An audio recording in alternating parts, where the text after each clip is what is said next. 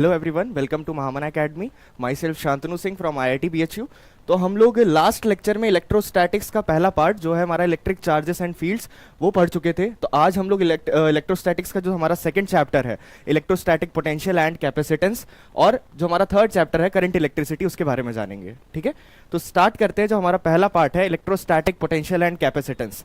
तो जैसे हमें यहाँ पर नाम से क्या समझ में आ रहा है, जैसे हमारा जो पहला चैप्टर था क्या था, इलेक्ट्रिक चार्जेस एंड फील्ड्स। तो वहां पर जो इलेक्ट्रिक चार्जेस के बारे में हम लोगों ने जाना था कि इलेक्ट्रिक चार्जेस अगर होते हैं तो वो क्या इफेक्ट प्रोड्यूस करते हैं, चार्जेस के होने से जो फोर्स लगता है वो कितना होता है, ये सारी चीजें हम लोगों ने जानी थी। तो वैसे ही इस चैप्टर में जो चार्जेस की वजह से जो पोटेंशियल प्रोड्यूस होता है, इलेक्ट्रोस्टैटिक पोटेंशियल और कैपेसिटर, ये हमारा अलग चीज है। जो कैपेसिटर कैपेसिटेंस प्रोड्यूस करता है, उन सब चीजों के बारे में जानेंगे। ठीक है, तो स्टार्ट करते हैं ये वाला चैप्टर। सबसे पहले जानते हैं हम लोग इलेक्ट्रोस्टैटिक पोटेंशियल के बारे में। इलेक्ट्रोस्टैटिक पोटेंशियल क्या होता है? Electrostatic potential at a point in a space is the amount of work done, ध्यान से देखिएगा, is the amount of work done in bringing a unit positive charge. Unit positive charge मतलब एक positive charge है हमारे पास छोटा सा, इसको टेस्ट चार्ज भी बोला जाता है। ऐसे चार्ज जिन पर एक्सपेरिमेंट किया जाता है उनको टेस्ट चार्ज बोल दिया जाता है। ठीक है, और यूनिट का मतलब क्या है, इसकी जो वैल्यू है वो 1 है। ठीक है, यूनिट पॉजिटिव चार्ज को हम लोग इन्फिनिटी से एक पॉइंट पर उठा के लेकर आ रहे हैं। ठीक है, मान लेते हैं हमारे पास ये इन्फिनिटी है, ठीक है, और ये हमारा एक पॉइंट है यहाँ पर पॉइंट। तो हम एक यूनिट पॉजिटिव चार्ज को उठा के इन्फिनिटी से यहां तक लेकर आ रहे हैं। तो इसको उठा के लेकर आने में जितना हमें वर्क डन लगा, ठीक है, और वहां पर एक और हमारे पास कंडीशन आती है कि without any acceleration. Without any acceleration का मतलब क्या है कि आप कह सकते हो डायरेक्ट कि जो इसकी वेलोसिटी है वो अप्रोक्सीमेटली जीरो होनी चाहिए, हमें बहुत धीरे लेकर आना है। ठीक है, इसकी वेलोसिटी अप्रोक्सीमेटली जीरो होनी चाहिए, डायरेक्ट मतलब जीरो नहीं होनी चाहिए, लेकिन जीरो से टेंड्स टू जीरो होनी चाहिए। ठीक है, बहुत धीरे धीरे इसको उठा के ऐसे हम लोग लेकर आएंगे। ठीक है, तो इसको उठा के इस पॉइंट तक लेकर आने में जो हमारा वर्क डन हुआ डिवाइडेड बाई जिस चार्ज को लेकर आ रहे हैं, इस चार्ज को लेकर आते हैं, उसको हम लोग कंबाइन करके बोल देते हैं इलेक्ट्रिक पोटेंशियल। ठीक है, देखिए ये लिखा हुआ है विदाउट एनी एक्सेलरेशन। फिर यहां पर ये चीज लिखी हुई है कि ये जो क्वांटिटी होती है वो स्केलर क्वांटिटी होती है, इसके पास कोई डायरेक्शन नहीं होता, सिर्फ और सिर्फ मैग्नीट्यूड होता है। ठीक है, and it is denoted by capital V. ठीक है, तो इलेक्ट्रिक पोटेंशियल को हम लोग कैपिटल वी से डिनोट करते हैं। ठीक है, समझ में आ गया। अब हमारे पास यहाँ पर फॉर्मूला है, हमारे पास जो पोटेंशियल का फॉर्मूला आ जाता है इलेक्ट्रिक पोटेंशियल का, वो हो जाता है V इज इक्वल्स टू के क्यू बाई आर। ठीक है, ये हमारे पास पॉइंट चार्ज के लिए है। ठीक है, ध्यान रखिएगा के की वैल्यू हमें पता है क्या होती है, 9 इंटू 10 टू द पावर 9। ये फर्स्ट चैप्टर में हम लोग जान चुके हैं। ये कहाँ से आती है, 1/4 पाई एप्सिलॉन नॉट, ये होती है। यहाँ पर तीनों चीज़ों की वैल्यू डाल देते हैं तो ये हमारे पास आ जाता है 9 इंटू 10 टू द पावर 9। और ये चार्ज, जिस चार्ज को हम लोग इन्फिनिटी से उठाकर उस पॉइंट तक लेकर आ रहे हैं, वो वहां पर इसकी वैल्यू रखाएगी। और ये आर क्या डिस्टेंस है, यहाँ पर जो हमारे पास चार्ज है, ये जो डिस्टेंस होगी इस पॉइंट और इस चार्ज के बीच में, ये डिस्टेंस हमारे पास होती है आर। ठीक है, तो ये बहुत इंपॉर्टेंट फॉर्मूला है, ये चीज याद रखिएगा। अब यहाँ पर एक और मेजर चीज आती है, वो होती है कि अभी तक जो हमारे पास फोर्स का फॉर्मूला था क्या, के Q1 Q2 by R square, जो कि हम लोगों ने फर्स्ट चैप्टर में पढ़ा था, ये हमारे पास फोर्स का फॉर्मूला था। ऐसे ही हमारे पास इलेक्ट्रिक फील्ड का फॉर्मूला था क्या, के क्यू बाई आर स्क्वायर। ठीक है, ये दो फॉर्मूले थे। अब हमारे पास जो फॉर्मूला आया है वो है इलेक्ट्रिक पोटेंशियल का, क्या, के क्यू बाई आर। तो इनमें एक मेजर डिफरेंस होता है क्या, कि यहां पर जो हम लोग चार्ज की वैल्यू डालते हैं वो विदाउट साइन डालते हैं, विदाउट साइन डालते हैं। ठीक है, याद रखिएगा, यहां इन दोनों में जो हम लोग चार्ज की वैल्यू डालते हैं, जैसे मान लेते हैं हमारे पास 2 कूलम का चार्ज है या तो -2 कूलम का चार्ज है। ठीक है, तो जब भी हम यहां पर वैल्यू डालेंगे तो हमेशा हम लोग इसका मैग्नीट्यूड रखेंगे, अगर 2 है तो 2 ही रख देंगे, अगर -2 है तो भी 2 ही रखेंगे। ठीक है, साइन के साथ नहीं पुट किया जाता है। क्यों? क्योंकि ये वेक्टर क्वांटिटी होते हैं। ये लोग साइन से क्या है, साइन बस डायरेक्शन रिप्रेजेंट करता है। तो अगर हम लोगों ने डायरेक्शन पहले ही रिप्रेजेंट कर दी है तो हमें साइन रखने की जरूरत नहीं होती है। ठीक है, लेकिन पोटेंशियल के केस में अलग चीज होती है, ये एक स्केलर क्वांटिटी है। अभी देखा हम लोगों ने, ये एक स्केलर क्वांटिटी है। तो यहां पर जो हम चार्ज की वैल्यू डालेंगे वो हम साइन के साथ डालेंगे। जैसे अगर 2 है तो 2 पुट कर देंगे, अगर -2 है तो -2 पुट करेंगे। ठीक है, ये चीज याद रखिएगा, लोग इस चीज में बहुत ज्यादा कंफ्यूज हो जाते हैं। ठीक है, यहां पर ये चीज लिखा हुआ है, V क्या रिप्रेजेंट करता है, इलेक्ट्रोस्टैटिक पोटेंशियल रिप्रेजेंट करता है। K हमारे पास कूलम्स कांस्टेंट है जिसकी वैल्यू ये होती है, हमने बता दी। Q हमारे पास सोर्स चार्ज है और R distance from the source charge है। ठीक है, समझ में आ गया होगा इलेक्ट्रोस्टैटिक पोटेंशियल या इलेक्ट्रिक पोटेंशियल क्या होता है। ठीक है, next, the SI unit of electrostatic potential. SI unit क्या होती है इलेक्ट्रोस्टैटिक पोटेंशियल की, वोल्ट। ठीक है, याद रखिएगा वोल्ट होती है, इसीलिए इसको कैपिटल V से रिप्रेजेंट किया जाता है। ठीक है, 1 वोल्ट, अब हमसे क्या पूछ लेता है कि 1 वोल्ट की डेफिनेशन बताओ, ठीक है। हाँ, ये बहुत ज्यादा इंपॉर्टेंट क्वेश्चन होता है कि 1 वोल्ट की डेफिनेशन डायरेक्ट लिख के आ जाता है, डिफाइन 1 वोल्ट। तो ये हमारे पास यहाँ से लेकर यहाँ तक ये हमारे पास 1 वोल्ट की डेफिनेशन लिखी हुई है, ठीक है। देख लेते क्या है।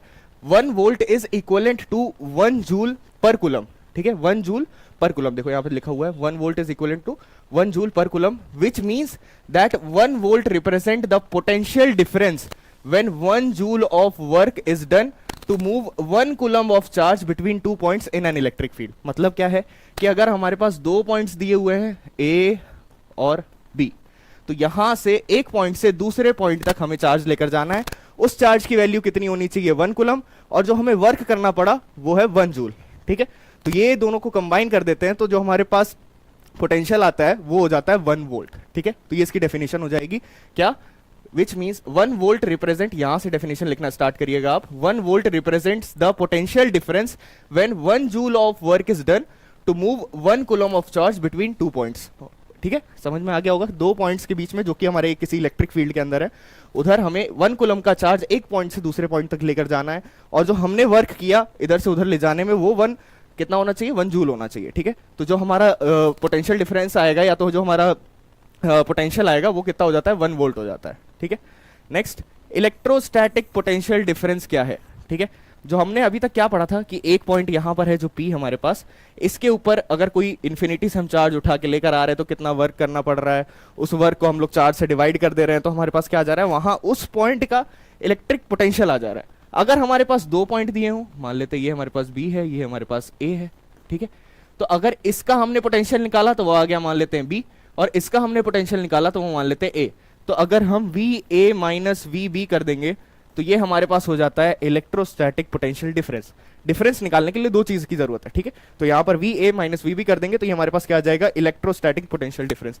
अब देख लेते हैं थ्योरी में क्या लिखा हुआ है।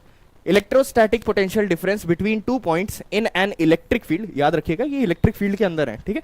Electric field is the amount of work done in moving a unit positive charge, ठीक है। स्टैंडर्ड यही होता है हमारे पास कि एक यूनिट पॉजिटिव चार्ज को ही हम लोग इधर से उधर कर रहे होते हैं, ठीक है। अ unit positive charge from one point two another, it represents the difference in electrostatic potential between 2 points and it is a scalar quantity, ठीक है। याद रखिएगा इस चैप्टर में मोस्टली सारी चीजें स्केलर क्वांटिटी ही हैं, ठीक है। अभी तक जितना हम लोग पढ़ के आए थे वो सारी की सारी चीजें वेक्टर क्वांटिटी थी, ठीक है। तो ये चीज समझ में आ गया होगा। नेक्स्ट आगे बढ़ते हैं। नेक्स्ट, अब हमारे पास क्या है, जो हम लोगों ने पोटेंशियल डिफरेंस पढ़ा है उसके बारे में थ्योरी तो जान ली। अब फॉर्मूला क्या है हमारे पास, यही सेम फॉर्मूला जो तब से हम बताते हुए आ रहे थे कि अगर एक पॉइंट से, ये हमारे पास 2 पॉइंट गिवन है, ये A है, ये B है, अगर इस पॉइंट से एक यूनिट पॉजिटिव चार्ज को उठा के दूसरे पॉइंट से दूसरे पॉइंट तक लेकर आ रहे हैं, तो हमें जितना वर्क करना पड़ा, ठीक है, उसको मान लेते हैं वर्क A से B, या अगर B से A लेके जाएंगे तो B से A भी लिख सकते हैं, कुछ भी लिख सकते हैं, कोई दिक्कत नहीं है। वो डिपेंड करता है कि हम किधर से किधर लेके जा रहे हैं, ठीक है। डिवाइडेड, मतलब हाँ एक सेकेंड, डिवाइडेड बाई किस चार्ज को उठा के लेकर आए, Q चार्ज को उठा के लाए। तो ये जो पूरी क्वांटिटी आती है इसको हम लोग बोलते हैं इलेक्ट्रोस्टैटिक पोटेंशियल डिफरेंस, ठीक है। देख सकते हैं यहाँ पर अगर हमने B से A पे उठा के लेकर आया तो वर्क डन AB लिखते हैं हम लोग, ठीक है। ये चीज ध्यान रखिएगा, अगर वर्क डन AB ऐसे लिखा हुआ है इसका मतलब क्या होता है, हमने B से उठाकर A तक लेकर आए। देखिए यहाँ पर वही लिखा हुआ है VB माइनस VA, ठीक है। तो यहाँ पर क्या हो जाता है VB माइनस VA, यहाँ पर उल्टा हो जाता है, ठीक है, ध्यान रखिएगा। डिवाइडेड बाई Q कर देते हैं यहाँ पे। अगर हमारे पास वर्क डन BA लिखा हुआ है तो इसका मतलब क्या हो जाता है, हम लोग A से B लेकर जा रहे हैं और यहाँ पे पोटेंशियल डिफरेंस हो जाएगा हमारे पास VA माइनस VB, और यहाँ पे 4 से डिवाइड कर देते हैं, ठीक है। ये चीज समझ में आ गई होगी। नेक्स्ट आगे बढ़ते हैं।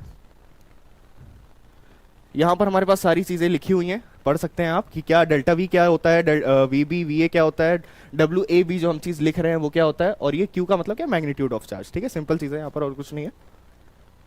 नेक्स्ट, अब प्रॉपर्टीज क्या होती हैं इलेक्ट्रोस्टैटिक पोटेंशियल डिफरेंस की। तो यहाँ पर हमारे पास 5 प्रॉपर्टीज दी हुई हैं, देख लेते हैं। तो ये चीज हम बता चुके हैं कि जो हमारा इलेक्ट्रोस्टैटिक पोटेंशियल डिफरेंस होता है वो एक स्केलर क्वांटिटी होता है, मतलब सिर्फ और सिर्फ मैग्नीट्यूड होता है, उसके पास डायरेक्शन नहीं होता है, ठीक है।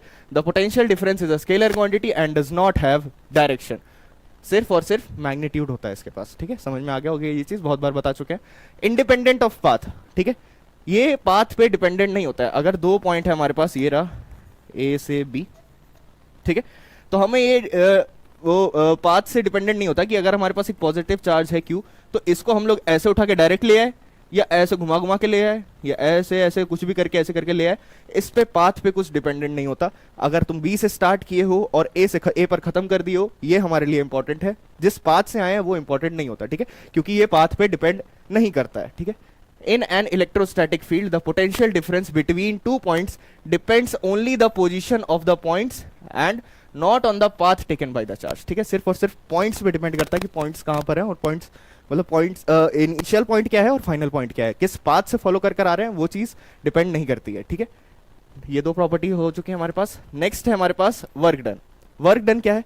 It measures the work required to move a unit positive charge between two points. A positive potential difference implies work is done against the field, while a negative potential difference implies the field does the work, ठीक है। अब इसका मतलब क्या है, थोड़ा सा complicated हो गया। क्या है? अगर हमारे पास कोई जो हम पोटेंशियल डिफरेंस निकाल रहे हैं वो पॉजिटिव आया, ठीक है, ध्यान से देखिएगा, अगर जो हम क्या कहते हैं पोटेंशियल डिफरेंस निकाल रहे हैं वो पॉजिटिव आ गया, तो उसका मतलब क्या होता है कि जो हमने वर्क किया है वो फील्ड के अपोजिट डायरेक्शन में किया है।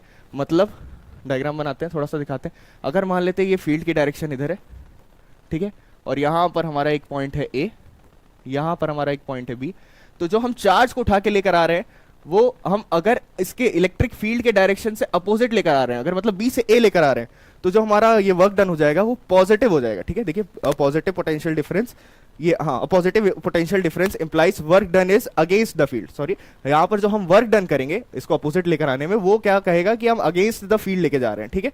वाइल नेगेटिव पोटेंशियल डिफरेंस, ठीक है, जो अब हम अगर क्या कहते हैं इसको अपोजिट कर दें तो हमारा क्या होगा, पोटेंशियल डिफरेंस नेगेटिव आ जाएगा, ठीक है। यही चीज हमारे पास यहाँ पर लिखी हुई है। अब नेक्स्ट प्रॉपर्टी क्या है हमारे पास, एसआई यूनिट। एसआई यूनिट क्या होती है? The SI unit of electrostatic potential difference is volt. ये चीज हम बता चुके हैं। Next, relation to electric field. The potential difference between two points is related to electric field by the equation, ठीक है। ये इक्वेशन हम बता देते हैं आपको। जो हमारे पास इलेक्ट्रिक फील्ड और पोटेंशियल डिफरेंस के बीच में जो रिलेशन होता है वो क्या होता है, E is equals to minus dv by dr। इसको डिटेल में आगे समझेंगे कि क्या क्या चीज क्या क्या है, उसको ऐसे क्यों लिखे, ठीक है। ये प्रॉपर्टीज समझ में आ गई होंगे आप लोग को। Next, electric potential due to a point charge, a dipole and a system of charges. इन तीनों की वजह से जो हमारे पास इलेक्ट्रिक पोटेंशियल आता है उसका फॉर्मूला अलग अलग होता है, और वो कैसे निकालते हैं, क्या फॉर्मूला होता है, ये हमें डेरिवेशन की अभी जरूरत नहीं है, ठीक है। हमें सिर्फ और सिर्फ डायरेक्ट फॉर्मूले जानने हैं, और क्या कहते हैं वो डायरेक्ट जो क्वेश्चन आएगा वो हमारा डायरेक्ट फॉर्मूला बेस्ड ही क्वेश्चन आता है। तो हमारे लिए मेन क्या है, मेन हमारे लिए फॉर्मूलास है, ठीक है। तो हमारे पास पहला है electric potential due to a point charge. Point charge की वजह से जो इलेक्ट्रिक पोटेंशियल बनता है उसका फॉर्मूला क्या होता है, तो ये हो जाएगा हमारे पास के क्यू बाई आर।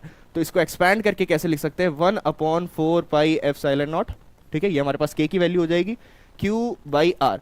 तो ये फॉर्मूला होता है किसका, potential difference due to a point charge. Point charge की वजह से जो पोटेंशियल डिफरेंस बन रहा होगा वो हमारे पास ये आ जाता है फॉर्मूला, ठीक है। जैसे मान लेते हैं अगर ये एक चार्ज है हमारे पास प्लस क्यू, तो हमने पूछ दिया कि ये इस पॉइंट पर, पी पॉइंट पर, ये इससे डिस्टेंस कितनी है आर, तो ये पॉइंट चार्ज की वजह से इस पॉइंट पर कितना पोटेंशियल बन रहा होगा वो कैसे निकालेंगे, तो डायरेक्ट के क्यू बाई आर से कितनी डिस्टेंस है वो आर यहाँ पर पुट कर देंगे, इस चार्ज का मैग्नीट्यूड कितना है यहाँ पर, और के की वैल्यू हम लोग को पहले से पता है, ठीक है।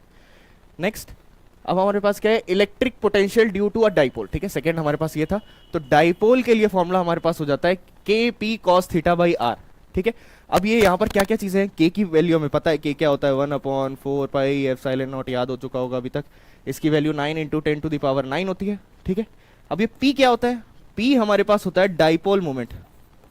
डाइपोल मोमेंट ये लास्ट चैप्टर में बता चुके हैं, ठीक है। डाइपोल मोमेंट क्या होता है, डाइपोल मोमेंट का फॉर्मूला होता है Q × 2a, ये स्टैंडर्ड फॉर्मूला होता है। और 2a क्या बताता है, दो चार्जेस के बीच में कितना डिस्टेंस है। अगर किसी को नहीं पता है कि डाइपोल क्या होता है तो जल्दी से रिवाइज करा देते हैं। डाइपोल हमारे पास एक ऐसा सिस्टम होता है, system of opposite and equal charges.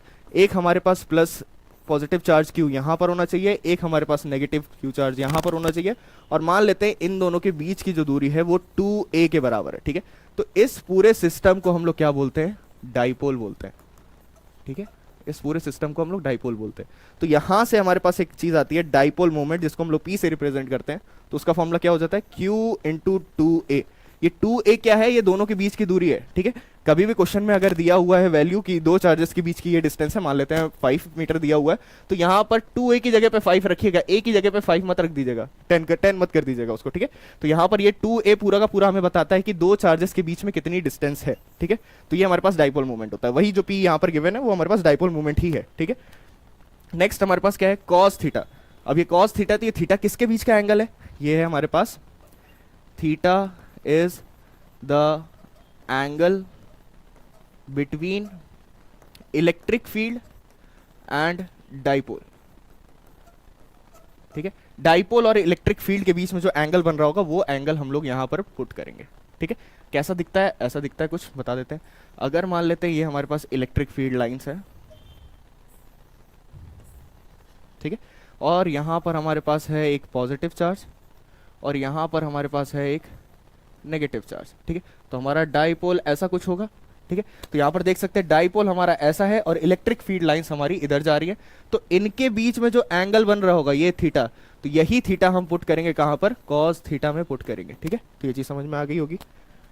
Divided by R square, ये क्या है, जो दोनों के बीच में जो डाइपोल से कितने दूर पर, ये मान लेते हैं हमारे पास ये डाइपोल है, ठीक है।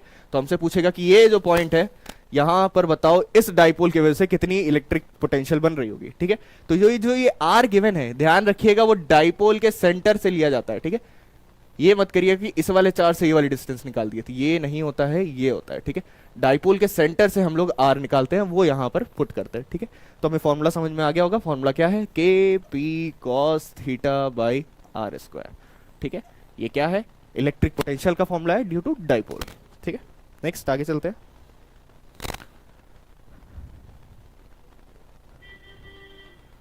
नेक्स्ट और लास्ट है यहाँ पर ये वाला हमारा due to a system of charges. System of charges का मतलब क्या है, एक जगह पर बहुत सारे चार्जेस प्रेजेंट है, ठीक है। मान लेते हैं ये हमारे पास एक डिब्बा है, इसके अंदर बहुत सारे चार्जेस हैं, Q1 Q2 Q3 Q4, ठीक है। और हमसे पूछ लिया इस पूरे सिस्टम की वजह से जो हमारा इलेक्ट्रिक पोटेंशियल बन रहा होगा वो बता दो कितना होगा, ठीक है। तो अभी तक हम लोग क्या कर रहे थे, याद करिए, सुपरपोजिशन प्रिंसिपल।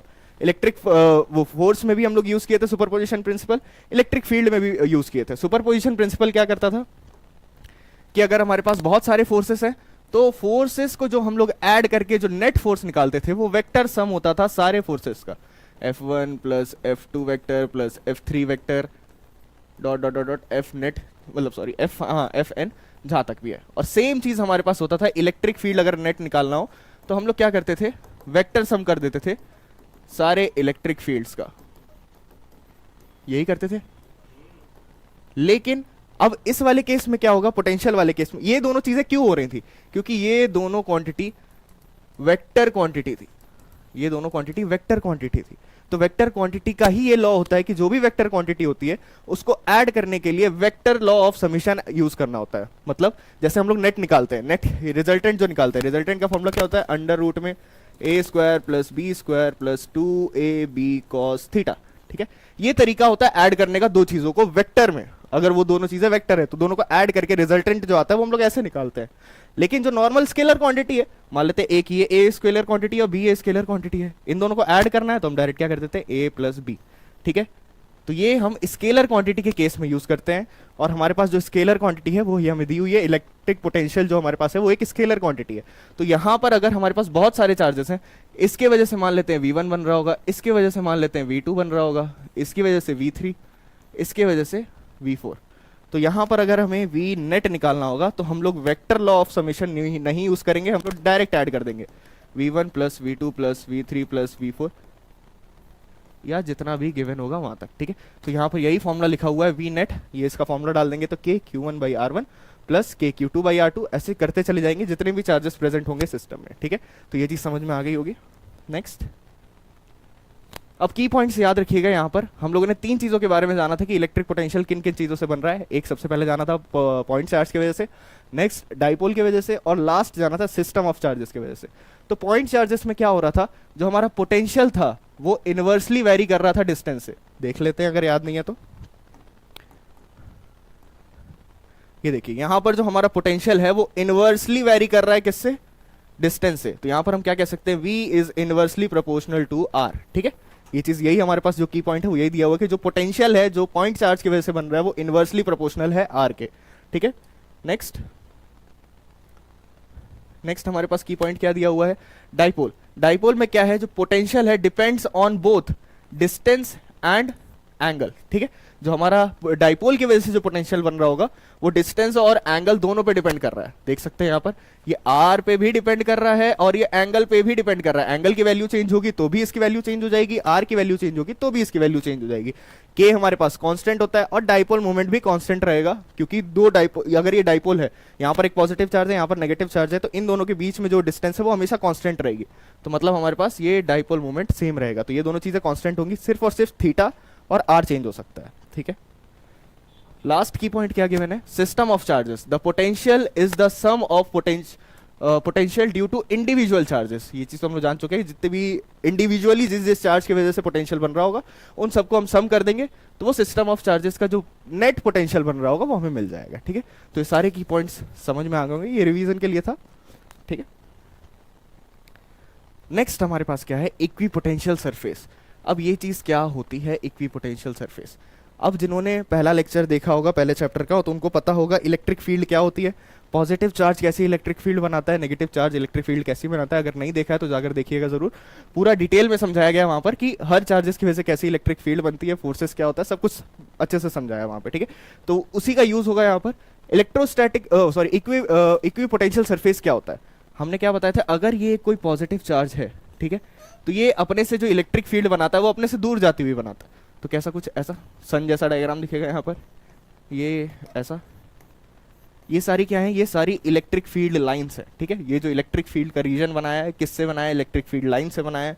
और इलेक्ट्रिक फील्ड लाइंस की डायरेक्शन कहाँ है, पॉजिटिव चार्ज के लिए दूर जाते हुए और नेगेटिव चार्ज के लिए होता है पास आते हुए, ठीक है। समझ में आ गया होगा ये। तो अगर यहाँ पर हम एक सरफेस बनाए, देखो ऐसा ही डायग्राम है, अगर यहाँ पर एक ये हम सरफेस बनाए, जो ये बहुत सारे सरफेसेस बने हुए हैं, ये एक ऐसा ये सरफेस बना हुआ है, तो इस सरफेसेस को बोला जाता है इक्विपोटेंशियल सरफेस। क्यों बोला जाता है, देख लेते हैं। An equipotential surface is a surface where the electric potential at every point is the same। इसका मतलब क्या है कि अगर बाहर वाली सरफेस उठा लेते हैं तो बाहर वाली सरफेस पे कोई भी पॉइंट ले लो, यहां पर ले लो, यहां पर ले लो, चाहे यहां पर ले लो, इन तीनों पॉइंट पर जो हमारे पास पोटेंशियल बन रहा होगा वो सेम होगा। तो इसीलिए इस सरफेस पर कहीं भी ले सकते हैं पॉइंट। तो इसीलिए इस ऐसी सरफेसेस को, ऐसी सरफेस जिन सरफेस पर कहीं भी हम पॉइंट रख दें या किसी भी पॉइंट पर पोटेंशियल निकाल ले, अगर वो सेम आ रहा है तो उसको हम क्या बोलते हैं, इक्विपोटेंशियल सरफेस, ठीक है। ये चीज समझ में आ गया होगा। This means that if a charge is moved along this surface, मतलब ये यहां पर हम चार्ज रख देते हैं और इस चार्ज को ऐसे ऐसे करके इधर हम घुमा रहे हैं, मान लो कहीं भी किधर भी मूव कर रहे हैं इस सरफेस के ऊपर, तो क्या होगा, कोई वर्क डन नहीं होगा, कोई वर्क डन नहीं होगा। क्यों, क्योंकि जो हमारा डेल्टा वी की वैल्यू है वही जीरो हो जा रही है, ठीक है। तो अब वर्क डन का क्या, इसका फॉर्मूला क्या था, delta V is equals to work done divided by Q, यही फॉर्मूला था हमारे पास, यही फॉर्मूला भी हम लोग पीछे पढ़े थे, ठीक है। तो अगर यहां पर इसी की वैल्यू जीरो हो जाएगी तो वर्क डन भी तो जीरो हो जाएगा, समझ में आ रहा है ना।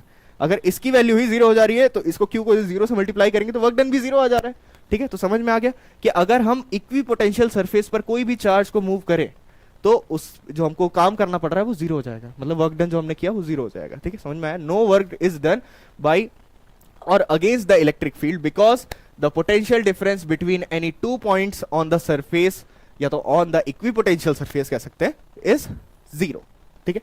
ये चीज समझ में आ गई होगी, इक्विपोटेंशियल सरफेस क्या होती है, वहां पर किसी भी चीज को मूव कर रहे हैं तो वर्क डन हमारा जीरो हो जाता है किसी भी चार्ज को, ठीक है। समझ में आ गया होगा ये चीज, ऐसा क्यों हो रहा है वो भी समझा दिया। नेक्स्ट, अब की प्रॉपर्टीज ऑफ इक्विपोटेंशियल सरफेस, जो हमारे पास इक्विपोटेंशियल सरफेस है उनकी की प्रॉपर्टीज क्या है, ठीक है।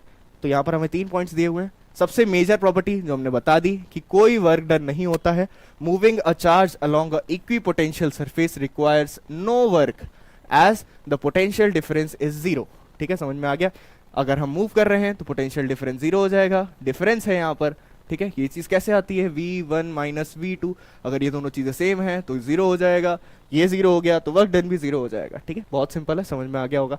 अगला क्या है, परपेंडिकुलर टू इलेक्ट्रिक फील्ड, ठीक है। तो यहां पर डायग्राम देखें ध्यान से, हम इसको थोड़ा क्लियर कर लेते हैं। अगर यहां पर डायग्राम देखें तो हमें ये दिख रही है, जो ये सर्कल सर्कल बना हुआ है ये सारी क्या है, इक्विपोटेंशियल सरफेस है, और जो ये लाइंस ऐसे बाहर जा रही हैं वो हमारी क्या है, इलेक्ट्रिक फील्ड लाइंस है।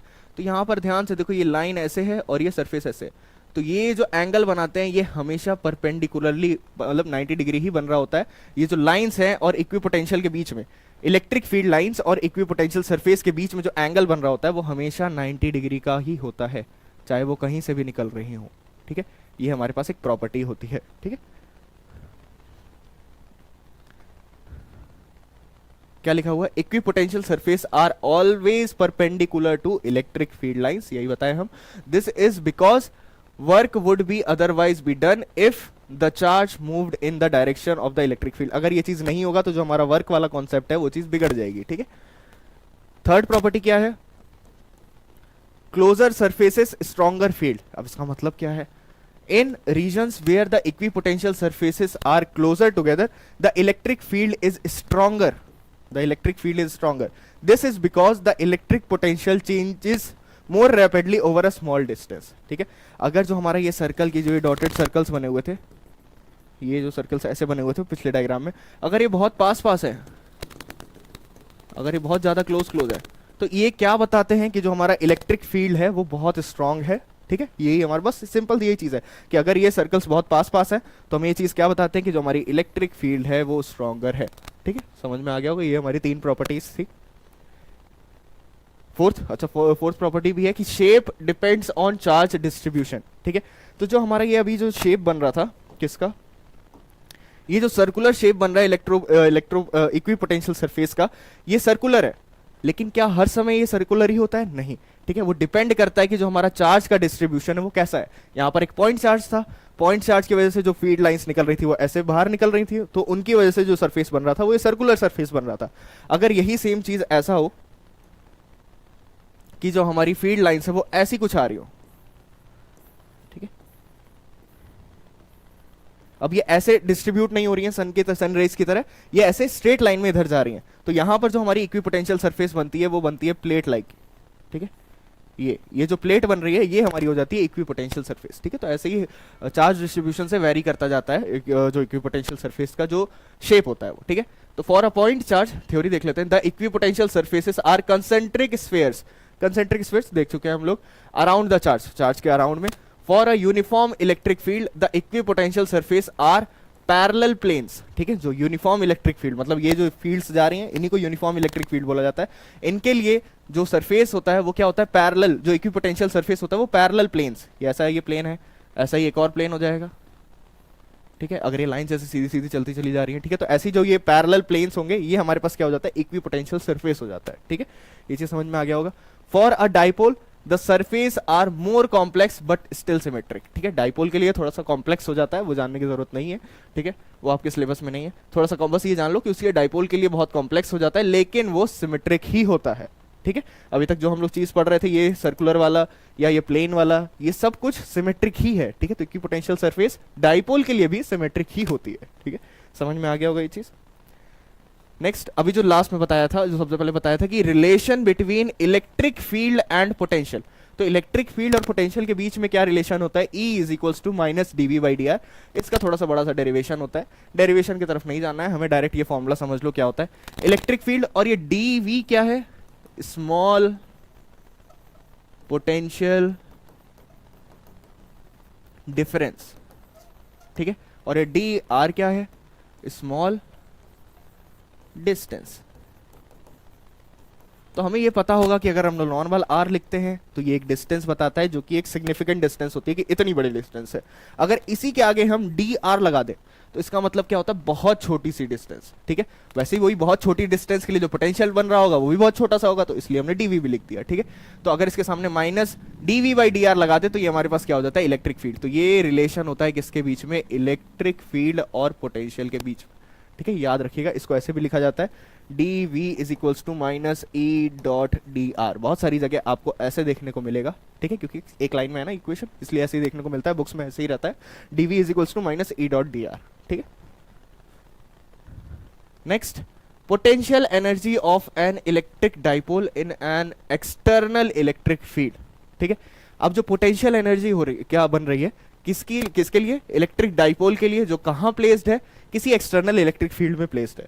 ठीक है, तो उसका फॉर्मूला क्या हो जाता है हमारे पास, सीधे सीधे U is equals to minus PE cos theta. और ये U क्या है, पोटेंशियल एनर्जी को डिनोट किया जाता है किस साइन से, यू से, ठीक है, याद रखिएगा, पोटेंशियल एनर्जी को यू से डिनोट किया जाता है, ठीक है, याद रखिएगा ये चीज।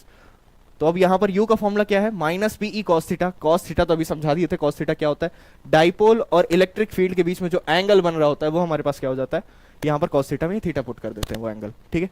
p हमें पता है क्या है, डाइपोल मूवमेंट होता है, डाइपोल मूवमेंट अभी समझा चुके हैं, और e इलेक्ट्रिक फील्ड की स्ट्रेंथ, ठीक है। थ्योरी देख लेते हैं क्या लिखा हुआ है एक बार, an electric dipole in an external uniform electric field also has potential energy, ठीक है। हमें तो ये तो पता था कि पोटेंशियल डिफरेंस तो बन रहा है, बन ही रहा है, उसके साथ उसके पास एक पोटेंशियल एनर्जी भी होती है, ठीक है। वही एनर्जी हम लोग जान चुके हैं कितनी है, ये होता है उसका फॉर्मूला निकालने का, ड्यू टू, क्यों बनती है, due to the interaction between the field and the dipole movement. Dipole movement और इलेक्ट्रिक फील्ड के बीच में जो इंटरैक्शन हो रहा है उसकी वजह से एनर्जी प्रोड्यूस हो रही है, उसको हम लोग बोल देते हैं पोटेंशियल एनर्जी, और उसका निकालने का फॉर्मूला ये हो गया हमारे पास, ठीक है। The potential energy of the dipole is given by, ये रहा फॉर्मूला, वही लिखा हुआ है यहाँ पर, ठीक है। नेक्स्ट की पॉइंट क्या है, ध्यान रखिएगा ये चीज बहुत इंपॉर्टेंट पॉइंट है। अब positive charge in an electric field moves from the region of higher potential to lower potential, ठीक है। अगर हमारे पास कोई एक पॉजिटिव चार्ज है, ठीक है, किसी भी इलेक्ट्रिक फील्ड में, वो अगर मूव करेगा तो वो किधर से किधर मूव करेगा, हायर पोटेंशियल से लोअर पोटेंशियल की तरफ मूव करता है, ठीक है। ये चीज हमेशा याद रखिएगा, हायर पोटेंशियल से लोअर पोटेंशियल की तरफ, और नेगेटिव में वही रिवर्स हो जाएगा, लोअर पोटेंशियल से हायर पोटेंशियल की तरफ वो मूव करेगा, ठीक है। और आगे क्या लिखा हुआ है, and the potential energy decreases at it as it moves in the direction of the field, ठीक है। अगर मान लेते हैं ये हमारे पास इलेक्ट्रिक फील्ड की डायरेक्शन है, ठीक है, तो हमारे पास कोई एक पॉजिटिव चार्ज है, वो इधर से इधर मूव कर रहा है, तो क्या होगा, इस पॉइंट और इस पॉइंट, अच्छे से समझाते चलो। अगर ये हमारे पास इलेक्ट्रिक फील्ड लाइंस है,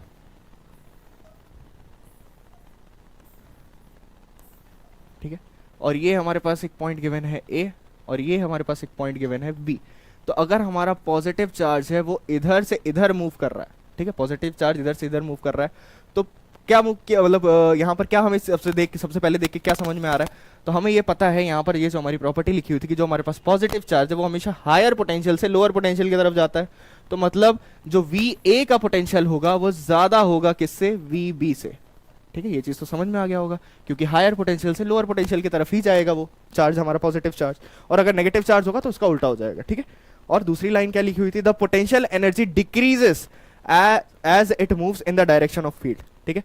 तो यहां की जो पोटेंशियल एनर्जी होगी यू ए, और यहां की जो पोटेंशियल एनर्जी होगी, ठीक है, तो यू बी हमारे पास कम होगा किससे, यू ए से। जैसे जैसे ये हमारा चार्ज इधर मूव करने लगेगा इसकी एनर्जी कम होती जाएगी, क्यों कम होती जाएगी, क्योंकि ये इलेक्ट्रिक फील्ड की डायरेक्शन में मूव कर रहा है, अगर उसके अपोजिट डायरेक्शन में मूव करता तो उसकी एनर्जी बढ़ती चली जाती, ठीक है। वही चीज लिखी हुई थी यहाँ पर, the potential energy decreases as it moves in the direction of electric field, समझ में आ गया होगा, ठीक है। नेक्स्ट, अभी नेगेटिव चार्ज के बारे में ही सेम चीज लिखी हुई है, the negative charge moves from a region of lower potential to higher potential and its potential energy increases, reverse हो जाएंगी सारी चीजें, and its potential energy increases at it moves against the direction of electric field, ठीक है, समझ में आ गया होगा ये चीज। अब डाइपोल के बारे में जो ये लाइन लिखी हुई है इसको हम डिटेल में जो लास्ट चैप्टर था उसमें समझाए थे, क्या है ये एक बार फिर से देख लेते हैं। For a dipole the potential energy is minimum when the dipole is aligned with the electric field 0 degree, ठीक है, जो 0 डिग्री, अगर मान लेते हैं जो हमारे पास ये इलेक्ट्रिक फील्ड लाइंस है, ठीक है, तो यहां पर जो हमारा डाइपोल है पॉजिटिव चार्ज और ये नेगेटिव चार्ज, अगर डाइपोल और इलेक्ट्रिक फील्ड के बीच में जो एंगल है वो 0 डिग्री है, जो एंगल है वो 0 डिग्री है, तो जो हमारी पोटेंशियल एनर्जी होगी वो मिनिमम होगी, ठीक है, पोटेंशियल एनर्जी होगी वो मिनिमम होगी। तो मैक्सिमम कब होगी, इसी को जब 90 डिग्री कर दिया जाए, ठीक है। अगर वो जो हमारा डाइपोल है वो कुछ ऐसा हो जाए, ठीक है, इनके बीच में जो एंगल है वो 90 डिग्री हो जाए, तो हमारे पास जो एनर्जी बन रही होगी वो मैक्सिमम बन रही होगी। तो एमसीक्यू में डायरेक्ट पूछ लिया जाता है कि कब मैक्सिमम होती है, कब मिनिमम होती है, किस एंगल पर, ठीक है। तो इस चीज को ध्यान से याद रखिएगा कि अगर एंगल 0 डिग्री है तो हमारे पास क्या हो जाएगा, मिनिमम हो जाएगी एनर्जी, और अगर एंगल 90 डिग्री है तो हमारे पास क्या हो जाएगा, एनर्जी मैक्सिमम हो जाएगी।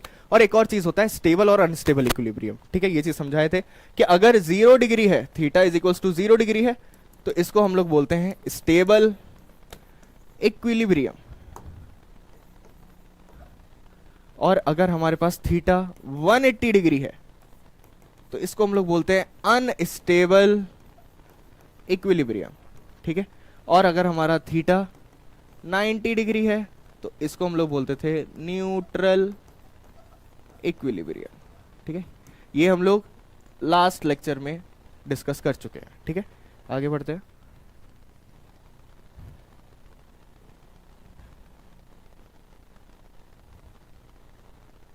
नेक्स्ट टॉपिक क्या है हमारे पास? नेक्स्ट टॉपिक है कैपेसिटर एंड कैपेसिटेंस, ठीक है। तो जो चैप्टर का हमारा पहला पार्ट क्या था? Electrostatic potential and capacitance. तो इलेक्ट्रोस्टैटिक पोटेंशियल के अंदर जितना पार्ट आता था वो हम लोग कवर कर चुके हैं। नेक्स्ट पार्ट है हमारे पास कैपेसिटर और कैपेसिटेंस, ठीक है। तो जैसे अभी तक हम लोग जानते थे क्या एक डिवाइस होता था रजिस्टर, जो ये प्रोड्यूस करता था उसको हम लोग बोलते थे रेजिस्टेंस, यही चीज थी, यही होता था। वैसा ही सेम चीज यहां पर क्या है? कैपेसिटर एक अगला डिवाइस है जो ये प्रोड्यूस करता है, उसको बोला जाता है कैपेसिटेंस, ठीक है। तो capacitors are device that store, करते क्या है capacitor? Capacitors are device that store electrical energy in an electric field. ये क्या करता है? इलेक्ट्रिकल एनर्जी को स्टोर करता है, ठीक है। They consist of two conductive plates, दो कंडक्टिव प्लेट्स रहती हैं separated by an insulating material called dielectric, ठीक है। याद रखिएगा, टू कंसेंट्रिक प्लेट्स होती हैं, कंसेंट्रिक प्लेट्स होती हैं, उनके बीच में जो डाई इलेक्ट्रिक प्रेजेंट होता है, फिर उस पूरे सिस्टम को हम लोग क्या बोलते हैं? कैपेसिटर बोल देते हैं, ठीक है। आगे, when a voltage is applied across the plates N electric field is created, ठीक है। अगर हम क्या कहते हैं, प्लेट्स में अगर वोल्टेज अप्लाई कर दें तो इलेक्ट्रिक फील्ड क्रिएट हो जाती है दोनों प्लेट्स के बीच में, and charge accumulates on the plates leading to energy storage, ठीक है। तो अब प्रिंसिपल समझ में आया? हो क्या रहा है कि हमारे पास दो प्लेट्स हैं, एक ये प्लेट ऐसे हो गई, एक ये प्लेट ऐसे हो गई, मान लो पूरा सर्कल बन रहा है, ठीक है। दोनों प्लेट के बीच में डाई इलेक्ट्रिक प्रेजेंट है। अब जैसे ही हम दोनों प्लेट्स को वोल्टेज देंगे, तो वोल्टेज देने से क्या होगा? हमारे पास इलेक्ट्रिक फील्ड बन जाएगी। इलेक्ट्रिक फील्ड बनने से क्या होगा? चार्ज एक्यूमुलेशन स्टार्ट हो जाएगा। तो जैसे जैसे चार्ज बढ़ता चला जाएगा, एक्यूमुलेट होता चला जाएगा, तो वैसे वैसे हमारी एनर्जी स्टोर होती चली जाएगी, ठीक है। ये चीज समझ में आ गई होगी। नेक्स्ट आगे बढ़ते हैं। कैपेसिटेंस। अब कैपेसिटेंस क्या होता है? वही चीज बताए थे, जैसे रेजिस्टर जो चीज प्रोड्यूस, रेजिस्टर जो प्रोड्यूस करता है उसको बोलते हैं रेजिस्टेंस, कैपेसिटर जो प्रोड्यूस करता है उसको बोलते हैं कैपेसिटेंस, ठीक है।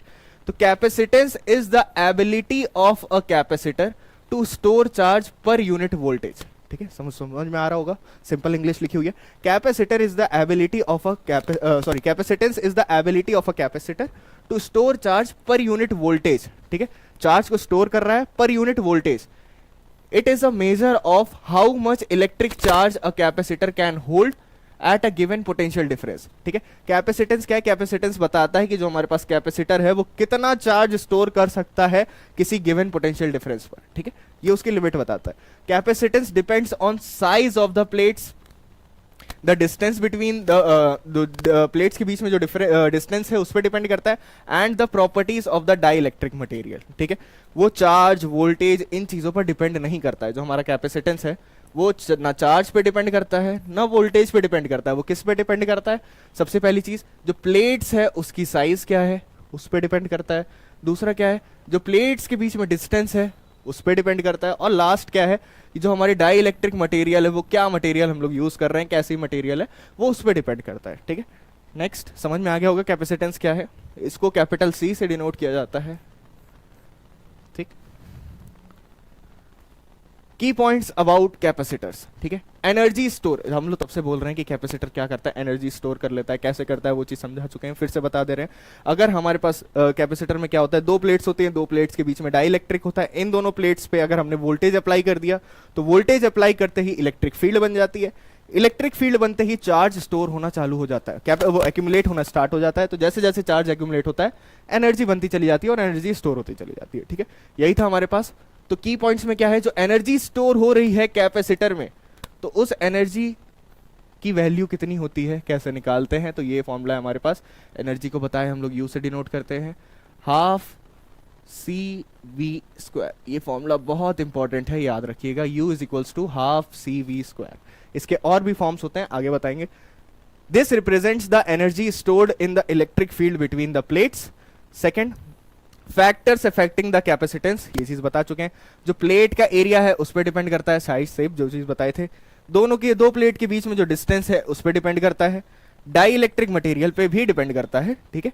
तो अगर देख लेते कैसे डिपेंड करता है, इन्वर्सली प्रोपोर्शनल होता है, डायरेक्टली प्रोपोर्शनल होता है, ठीक है। अगर जो प्लेट एरिया है उसको हम बढ़ाएंगे तो कैपेसिटेंस भी बढ़ जाएगा, ठीक है, याद रखिएगा, अगर हम प्लेट एरिया को बढ़ाएंगे तो कैपेसिटेंस भी बढ़ जाएगा। तो सीधे सीधे कह सकते हैं capacitance is directly proportional to area, plate area, ठीक है। डिस्टेंस बिटवीन देम, तो अगर हम डिस्टेंस दोनों प्लेट की कम करेंगे तो हमारा जो कैपेसिटेंस है वो बढ़ता चला जाएगा। जैसे नॉर्मली क्या होता है, जो हमारे पास फोर्स वाला फॉर्मूला था, ये जो दो चार्जेस हैं, ये जो इन Q1 Q2, इन दोनों के बीच की जो डिस्टेंस है, अगर इन दोनों के डिस्टेंस को बढ़ा देंगे तो हमारा फोर्स कम हो जाएगा, कम कर देंगे तो फोर्स बढ़ जाएगा। वही सेम चीज यहाँ पर है कि अगर दो प्लेट के बीच की डिस्टेंस को अगर हम कम कर देंगे तो कैपेसिटेंस बढ़ जाएगा, अगर बढ़ा देंगे तो कैपेसिटेंस कम हो जाएगा। तो मतलब क्या हुआ, कैपेसिटेंस और डिस्टेंस के बीच में इनवर्स का रिलेशन होता है, ठीक है, समझ में आ गया होगा ये चीज। लास्ट क्या है, dielectric material. Introducing a dielectric material with a higher dielectric constant increases the capacitance. समझ में आ गया होगा ये चीज कि डाइलेक्ट्रिक मटेरियल अगर हम लोग अच्छा यूज करेंगे, बहुत अच्छा यूज करेंगे, जिसका डाइलेक्ट्रिक कांस्टेंट ज्यादा होना चाहिए, तो उससे कैपेसिटेंस बढ़ जाएगा, ठीक है। तो ये डायरेक्टली प्रोपोर्शनल होता है, समझ में आ गया होगा, सिंपल चीजें हैं ये। Next, types of capacitor. ये इतनी इंपॉर्टेंट चीज नहीं है, अगर बहुत कम ही देखने को मिलती है, बहुत कम ही लोग पूछते हैं कि क्या टाइप्स ऑफ कैपेसिटर बता दो। नॉर्मल हमारे पास सबसे मेजर जो कैपेसिटर होता है, सबसे फेमस कैपेसिटर होता है, वो होता है पैरेलल प्लेट कैपेसिटर, सब नहीं सुना ही होगा, ठीक है। तो ये क्या है, नाम जान लीजिए एटलीस्ट। सबसे पहला टाइप क्या होता है, सिरेमिक कैपेसिटर्स, ठीक है। और दूसरा टाइप क्या है, इलेक्ट्रोलिटिक कैपेसिटर। तीसरा है टैटलम कैपेसिटर्स, ठीक है। तो यहाँ पर क्या क्या होता है इन चीजों के बारे में लिखा हुआ है, ये चीज आप पढ़ सकते हैं, इतनी इंपॉर्टेंट नहीं है, अगर किसी को जानना है तो वो पढ़ सकता है ये चीज, ठीक है। नेक्स्ट आगे बढ़ते हैं, एप्लीकेशंस ऑफ कैपेसिटर। कैपेसिटर्स होता क्या है, कैसे काम करता है, ये चीज तो जान लिए, लेकिन ये यूज कहाँ होते हैं, ठीक है। मेन चीज तो यही है कि जो चीज डिवाइस बनाई वो यूज कहाँ हो रही है, ठीक है, तो तभी उसकी इंपॉर्टेंस हम लोग जान पाएंगे कि वो क्यों इतना इंपॉर्टेंट है, ठीक है। तो सबसे पहला क्या है, एनर्जी स्टोरेज। ये तो समझ में आ ही रहा था, ये तो डेफिनेशन हर जगह कैपेसिटर का यही है कि वो क्या करता है, एनर्जी स्टोर करता है, ठीक है। तो capacitor stores electrical energy for use in the circuits like flash lights और कैमरा फ्लैशेस। कैमरा फ्लैशेस या फ्लैश लाइट्स में यूज होता है कैपेसिटर का, ठीक है। Next, filtering. Filtering, capacitor filter out the noise in power supplies and signal processing. जैसे आपने कभी देखा होगा, बहुत हैवी हैवी अप्लायंसेस होते हैं, उनमें आवाज आती है, ऐसे करके आवाज आ रही होती है, जब क्या कहते हैं वो ऑन होते हैं, ठीक है। तो उस डिवाइस को रिड्यूस करने के लिए हम किसका यूज करते हैं, कैपेसिटर का यूज करते हैं, ठीक है। नेक्स्ट, थर्ड क्या है हमारे पास, टिमिंग सर्किट्स। तो ये क्या है हमारे पास, capacitors are used in combination with resistor to create time delays, ठीक है। टाइम डिलेस क्रिएट करने के लिए हम क्या करते हैं, कैपेसिटर्स का यूज करते हैं। Next, coupling and decoupling. ये चीज आप आगे और आगे आने वाले चैप्टर्स में ध्यान से पढ़ेंगे, अच्छे से पढ़ेंगे कि कपलिंग और डीकपलिंग क्या होता है।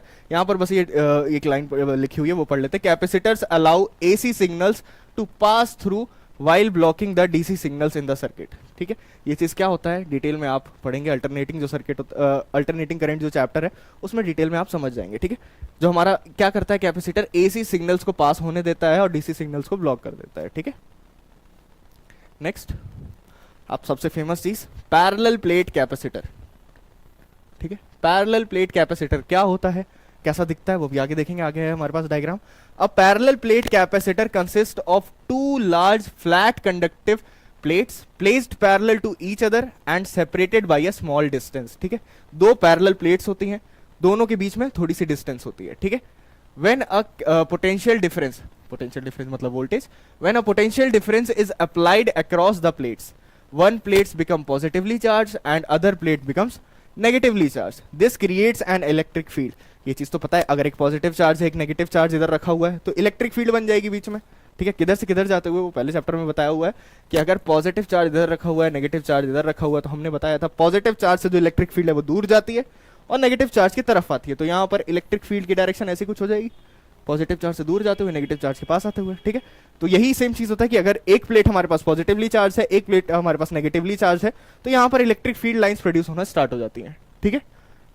हाँ, this creates an electric field between the plates allowing the capacitor to store energy, ठीक है। इलेक्ट्रिक फील्ड बनी, उससे चार्ज एक्यूमुलेशन स्टार्ट होगा, उससे एनर्जी स्टोर होना स्टार्ट हो जाएगी in the form of electric potential energy, ठीक है। समझ में आ गया होगा पैरेलल प्लेट कैसे काम करता है, होता क्या है। अब डायग्राम देख लेते हैं उसका। पैरेलल प्लेट कैपेसिटर ऐसा दिखता है हमारे पास। ये जो हमारे पास दो प्लेट्स गिवन है, ठीक है, ये एक प्लेट हो जाती है पॉजिटिवली चार्ज, एक प्लेट हो जाती है नेगेटिवली चार्ज, और बीच में हम एक डाई इलेक्ट्रिक डाल देते हैं। डाई इलेक्ट्रिक का काम होता है हम लोग पीछे बता चुके हैं, ठीक है। तो हमारा पैरेलल प्लेट कैपेसिटर कुछ ऐसा दिखता है। नेक्स्ट आगे बढ़ते हैं। अच्छा हाँ, पैरेलल प्लेट कैपेसिटर का जो डायग्राम होता है, सॉरी जो सर्किट में जो हम डायग्राम यूज करते हैं वो भी इसी से इंस्पायर्ड होकर है, पैरेलल प्लेट कैपेसिटर। रजिस्टर का ऐसा कुछ होता है, ठीक है। समझ में आ गया होगा ये चीज़ कहाँ से आया है, ठीक है, दिख रहा है। इसको अगर छोटा कर दे तो ये सिंबल बन जाएगा ऐसा, ठीक। Next, capacitance of a parallel plate capacitor. Parallel plate capacitor का कैपेसिटेंस कैसे निकालते हैं, ठीक है। तो the capacitance of a parallel plate capacitor depends on 3 factor. ये 3 फैक्टर हम लोग जान चुके हैं, एरिया, डिस्टेंस, डाइलेक्ट्रिक मटेरियल, ये चीज पहले पढ़ चुके हैं। मेन है हमारे पास यहाँ पर फॉर्मूला। तो फॉर्मूला क्या हो जाता है कैपेसिटेंस निकालने का, epsilon naught epsilon R A by D, ठीक है। ए क्या है, ये दोनों चीजें कांस्टेंट है, relative permittivity of free space, और ये हमारे पास रिलेटिव परमिटिविटी दी हुई है। और ये ए क्या है, area of plate, area of plate. D क्या है, डिस्टेंस बिटवीन प्लेट्स, ठीक है। तो ये फॉर्मूला आपको रटना ही पड़ेगा, ठीक है। तो इसको रट लीजिएगा। ये हमारे पास क्या है, पैरेलल प्लेट कैपेसिटर की वजह से जो कैपेसिटेंस बन रहा है उसका फॉर्मूला ये हो जाता है हमारे पास, ठीक है। नेक्स्ट आगे बढ़ते हैं। की कॉन्सेप्ट्स, पहला क्या है, electric field between the plates. तो जो हमने बताया था कि एक पॉजिटिव चार्ज हो जाएगी, एक नेगेटिव चार्ज हो जाएगी, तो उसके बीच में इलेक्ट्रिक फील्ड बनने लगेगी। तो जो इलेक्ट्रिक फील्ड बन रही है वो कितनी बन रही है, तो उसका फॉर्मूला हो जाता है E is equals to V by D. V क्या है, जो दोनों प्लेट्स के बीच में पोटेंशियल डिफरेंस बना है, ठीक है। डी क्या है, जो दोनों प्लेट्स के बीच में डिस्टेंस है, ठीक है। The electric field E between the plates of parallel plate capacitor is uniform, ठीक है। यूनिफॉर्म होती है, ये वेरी नहीं कर रही होती है, is uniform and is given by ये फॉर्मूला, ठीक है। Where V is the potential difference across the plates and D is the distance between them, ठीक है। फॉर्मूला याद कर लीजिएगा, समझ में आ गया होगा। और इस फॉर्मूले को ऐसे भी रिप्रेजेंट किया जाता है, V is equals to E dot D, ऐसे भी लिखा जाता है हर जगह, बहुत सारी जगह ऐसे देखने को मिलेगा, ठीक है। Next, charge stored. अब जो चार्ज स्टोर कर रहा है, धीरे धीरे जो चीज हम लोग जो टर्म्स बताए थे वो टर्म्स कैसे निकालते हैं, कैसे कैलकुलेट करते हैं, उनके फॉर्मूले हम लोग जान रहे हैं, ठीक है। जैसे एनर्जी स्टोर्ड का बताए थे, तो एनर्जी स्टोर्ड कैसे निकालते हैं वो बता दिए। इलेक्ट्रिक फील्ड का था, जो इलेक्ट्रिक फील्ड बनती है वो कितनी बनती है वो लास्ट में बता दिए। अब जो चार्ज स्टोर हो रहा है, ठीक है, एक एक स्टेप करके आगे चल रहे हैं। जो चार्ज स्टोर हो रहा है वो कितना चार्ज स्टोर हो रहा है वो कैसे कैलकुलेट करेंगे, उसका फॉर्मूला हो जाता है हमारे पास Q is equals to C V, ठीक है। ये हमारे पास फॉर्मूला हो जाता है Q is equals to C V. The Q is the charge stored on the plates of the capacitor is related to the capacitance and voltage, ठीक है। और यहाँ पर क्या है, Q हमारे पास चार्ज है, जो प्लेट्स पर चार्ज एक्यूमुलेट हुआ है, पॉजिटिव चार्ज नेगेटिव चार्ज दोनों बराबर ही चार्ज एक्यूमुलेट होते हैं। तो कितना चार्ज एक्यूमुलेट हुआ है वो हमारे पास Q है, C हमारे पास कैपेसिटेंस है, और V हमारे पास वोल्टेज या तो पोटेंशियल डिफरेंस है, ठीक है। समझ में आ गया होगा ये फॉर्मूला भी। Next, energy stored. Energy stored का फॉर्मूला बता चुके हैं, U is equals to half C V square होता है, ठीक है। यहाँ पर C हमारे पास कैपेसिटेंस हो जाएगा, V वोल्टेज हो जाएगा, U हमारे पास एनर्जी स्टोर्ड है, ठीक है। इफेक्ट ऑफ डाई इलेक्ट्रिक, तो अभी हम लोग देखे होंगे ये चीज़, यहाँ अगर किसी के दिमाग में आई होगी तो बहुत अच्छी बात है, नहीं आई होगी तो कोई बात नहीं, अभी जान लो कि अगर ये जो दो पैरेलल प्लेट्स हैं हमारे पास, जो पैरेलल प्लेट कैपेसिटर है, तो इनके बीच में हमने एक डाई इलेक्ट्रिक रख दिया था, ठीक है। यहाँ पर देख सकते हैं डायग्राम में, ये डाई इलेक्ट्रिक रख दिया था, किसी ने पूछा भी नहीं कि डाई इलेक्ट्रिक क्यों रखा है, ठीक है। तो अगर जो डाई इलेक्ट्रिक रख दिया है तो ये डाई इलेक्ट्रिक क्यों रखा है, इसका यूज क्या होता है डाई इलेक्ट्रिक का, वो देखते हैं।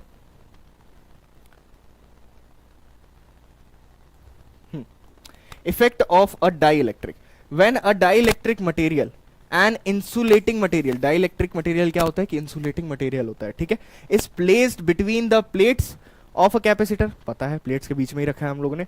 इट इंक्रीजेस द कैपेसिटेंस, इसका काम क्या होता है, ये कैपेसिटेंस को बढ़ा देता है, ठीक है। कैपेसिटेंस बढ़ गया मतलब ज्यादा से ज्यादा चार्ज स्टोर हो पाएगा, ज्यादा से ज्यादा एनर्जी प्रोड्यूस हो पाएगी, एनर्जी स्टोर हो पाएगी, ठीक है। The dielectric reduces the electric field within the capacitor, ठीक है, जो अंदर इलेक्ट्रिक फील्ड बन रही है उसको रिड्यूस कर देता है, ठीक है। Allowing more charge to be stored from the same applied voltage, ठीक है। इलेक्ट्रिक फील्ड कम होगी तो चार्ज ज्यादा स्टोर हो पाएगा, ठीक है। तो ये कौन कर रहा है, डाई इलेक्ट्रिक कर रहा है, ठीक है। जैसे केमिस्ट्री में नहीं होता एक जो हमारे पास इक्वेशन है, मतलब कोई भी जो रिएक्शन हो रहा है तो उसको फास्ट करने के लिए और अच्छा करने के लिए हम लोग कैटलिस्ट डाल देते हैं। तो डाई इलेक्ट्रिक भी ऐसा ही कुछ काम कर रहा है हमारे पास, कैटलिस्ट वाला ही काम कर रहा है कि अगर हमने इसको डाई इलेक्ट्रिक को डाल दिया तो कैपेसिटेंस बढ़ जाएगा, ज्यादा चार्ज स्टोर हो पाएगा। ज्यादा चार्ज स्टोर कैसे हो पाएगा? इलेक्ट्रिक फील्ड कम हो जाएगी, उसी वोल्टेज पे, सेम अप्लाइड वोल्टेज है, वोल्टेज पे हमें कुछ छेड़छाड़ करने की जरूरत नहीं पड़ेगी। ठीक है, समझ में आ गया होगा, फील आ गई होगी थोड़ी सी। चलो नेक्स्ट, कॉम्बिनेशन ऑफ कैपेसिटर्स। ठीक है, कॉम्बिनेशन ऑफ कैपेसिटर रजिस्टर वाली चीज में 9th-10th में पढ़ा होगा। रजिस्टर वाले में क्या दो कॉम्बिनेशन होते हैं, एक सीरीज कॉम्बिनेशन होता है, दूसरा पैरेलल कॉम्बिनेशन होता है। ठीक है, ये चीज पढ़ोगे। सीरीज कॉम्बिनेशन में क्या होता था, अगर हमको आर इक्विवेलेंट निकालना होता था तो हम लोग डायरेक्ट ऐड कर देते थे R1 plus R2 plus R3 जितने रेजिस्टेंस हैं उसके हिसाब से। अगर पैरेलल में निकालना होता तो ये वाला फॉर्मूला होता था 1/R equivalent is equals to 1/R1 plus 1/R2 plus 1/R3 जितने भी हैं हमारे पास। ठीक है, तो ये दोनों किस केस के लिए था? रेजिस्टर के केस में था। अब हमारे पास क्या है? कैपेसिटर। ठीक है, तो अरेंजमेंट सेम है, सीरीज और पैरेलल वाले ही अरेंजमेंट है, लेकिन यहां पर इक्विवेलेंट निकालने का तरीका रिवर्स हो जाता है, उल्टा हो जाता है। ठीक है, अगर मान लेते हैं हमारे पास सीरीज कॉम्बिनेशन है, सीरीज कॉम्बिनेशन ऐसा दिखता है, सीधे सीधे एक लाइन में जोड़ दिए। ठीक है, सीरीज कॉम्बिनेशन में क्या होता है, इसके अक्रॉस की जो वोल्टेज है, इसके अक्रॉस की वोल्टेज और इसके अक्रॉस की वोल्टेज और इसके अक्रॉस की वोल्टेज, सबकी वोल्टेज अलग अलग होती है। ये चीज बचपन में पढ़े होगे कि अगर सीरीज कॉम्बिनेशन में है तो वोल्टेज अलग अलग होता है, अगर पैरेलल कॉम्बिनेशन में तो वोल्टेज सेम होता है। ये चीज पढ़ोगे, नहीं पढ़ोगे तो याद कर लो, रिवाइज कर लो। ठीक है, आगे यूज आएगा बहुत। ठीक है, तो हाँ, अब सीरीज वाले में कैपेसिटर्स को अगर सीरीज में कनेक्ट किए हैं तो इन तीनों कैपेसिटर को मिला के एक कैपेसिटर बनाना होगा, सी इक्विवेलेंट निकालना होगा। तो क्या करेंगे? तो सीरीज वाले केस में हो जाता है 1/C equivalent is equals to 1/C1 plus 1/C2 plus 1/C3। यहाँ पर 3 ही दिए हुए हैं इसीलिए। ठीक है, तो यहाँ पर ध्यान से देख सकते हो, जो रजिस्टर में पैरेलल में होता था वो कैपेसिटर में सीरीज में हो रहा है। ठीक है, समझ में आ रहा है? देख के समझ में आ रहा होगा। नेक्स्ट, वही सेम केस अगर पैरेलल में अगर वोल्टेज V है तो इन सब के अक्रॉस वोल्टेज V हो जाएगा। पता है, ये चीज बताया अभी हम। अब इन सारे कैपेसिटर्स को जोड़ के एक कैपेसिटर बनाना होगा, तो यहां पर C इक्विवेलेंट का फॉर्मूला क्या हो जाएगा? C1 plus C2 plus C3, जितने भी कैपेसिटर प्रेजेंट हैं उस हिसाब से सबको ऐड कर देंगे। ठीक है, तो यहां पर भी दिख रहा होगा, जो हमारा सीरीज वाले में होता था रजिस्टर में, वो यहाँ पर पैरेलल वाले में हो रहा है। ठीक है, उल्टा हो जाता है। ठीक है, समझ में आ गया? सिंपल है, फॉर्मूला सेम ही है, बस लगा कहाँ रहे हैं वो चीज रिवर्स हो चुकी है। ठीक है, तो ये चीज याद रखिएगा, रजिस्टर वाले में क्या होता था, कैपेसिटर वाले में क्या होता था।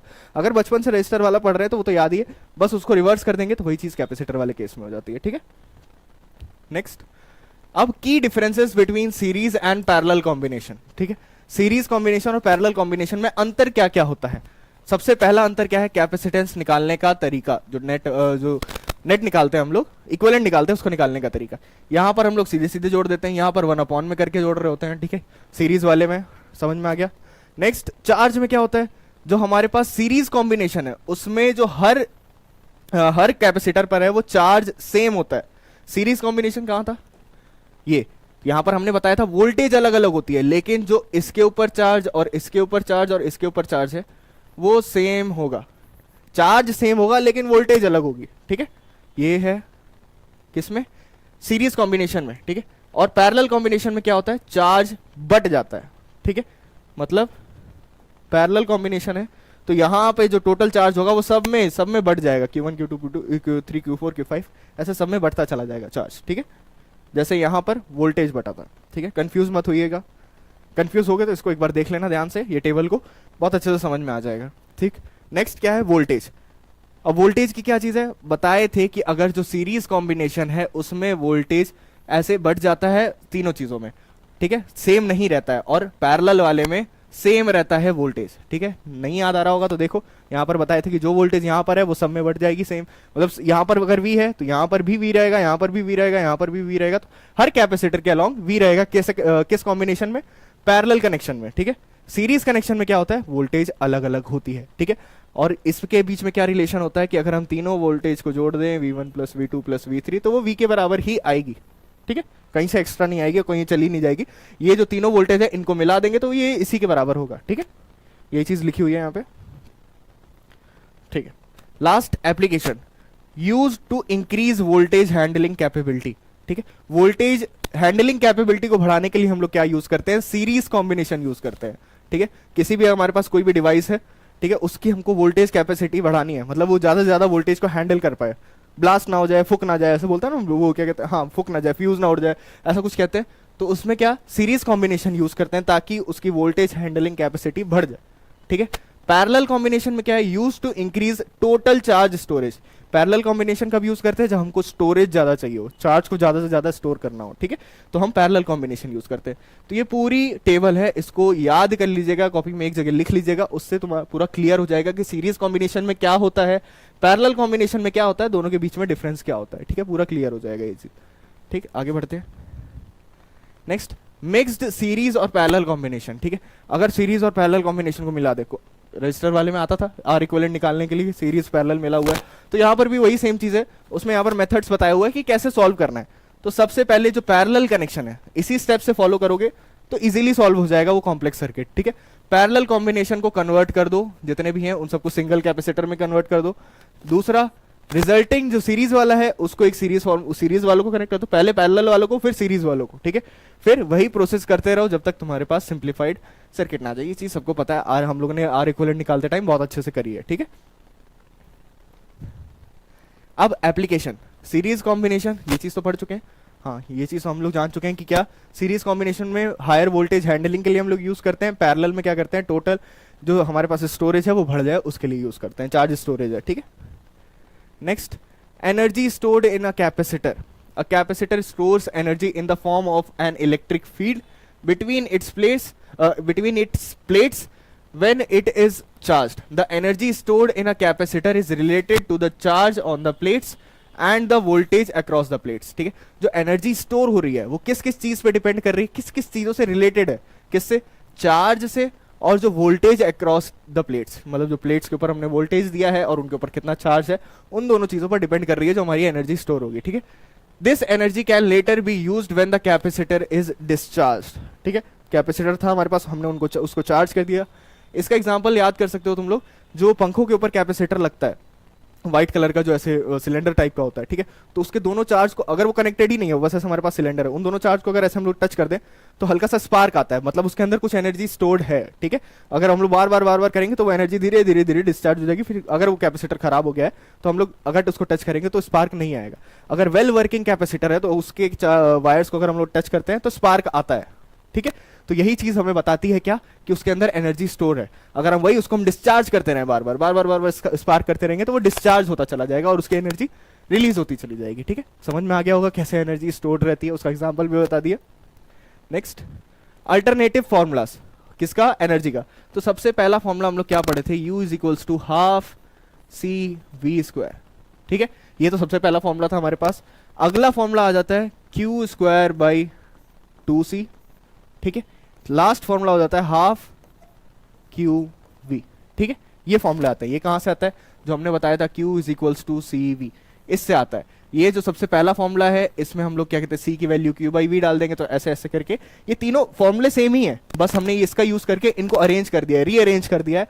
किस लिए, अगर फॉर्मूले में हमें चार्ज और कैपेसिटेंस दिया होगा और एनर्जी पूछा होगा तो हम लोग ये वाला फॉर्मूला लगाएंगे, अगर चार्ज और वोल्टेज दिया होगा तो ये वाला फॉर्मूला लगाएंगे, अगर कैपेसिटेंस और वोल्टेज दिया होगा और एनर्जी निकालना होगा तो हम लोग ये वाला फॉर्मूला लगाएंगे, ठीक है। तो ये तीनों कॉम्बिनेशन यूज हो जाएंगे, ठीक है। तो इससे इसके बाहर कुछ नहीं पूछेगा ऐसा, इससे ज्यादा, ठीक है। तो ये तीनों फॉर्मूले याद कर लीजिएगा, ठीक है। Half C V square, Q square by 2C, half Q V, ठीक है। सिंपल सा ही फॉर्मूला है।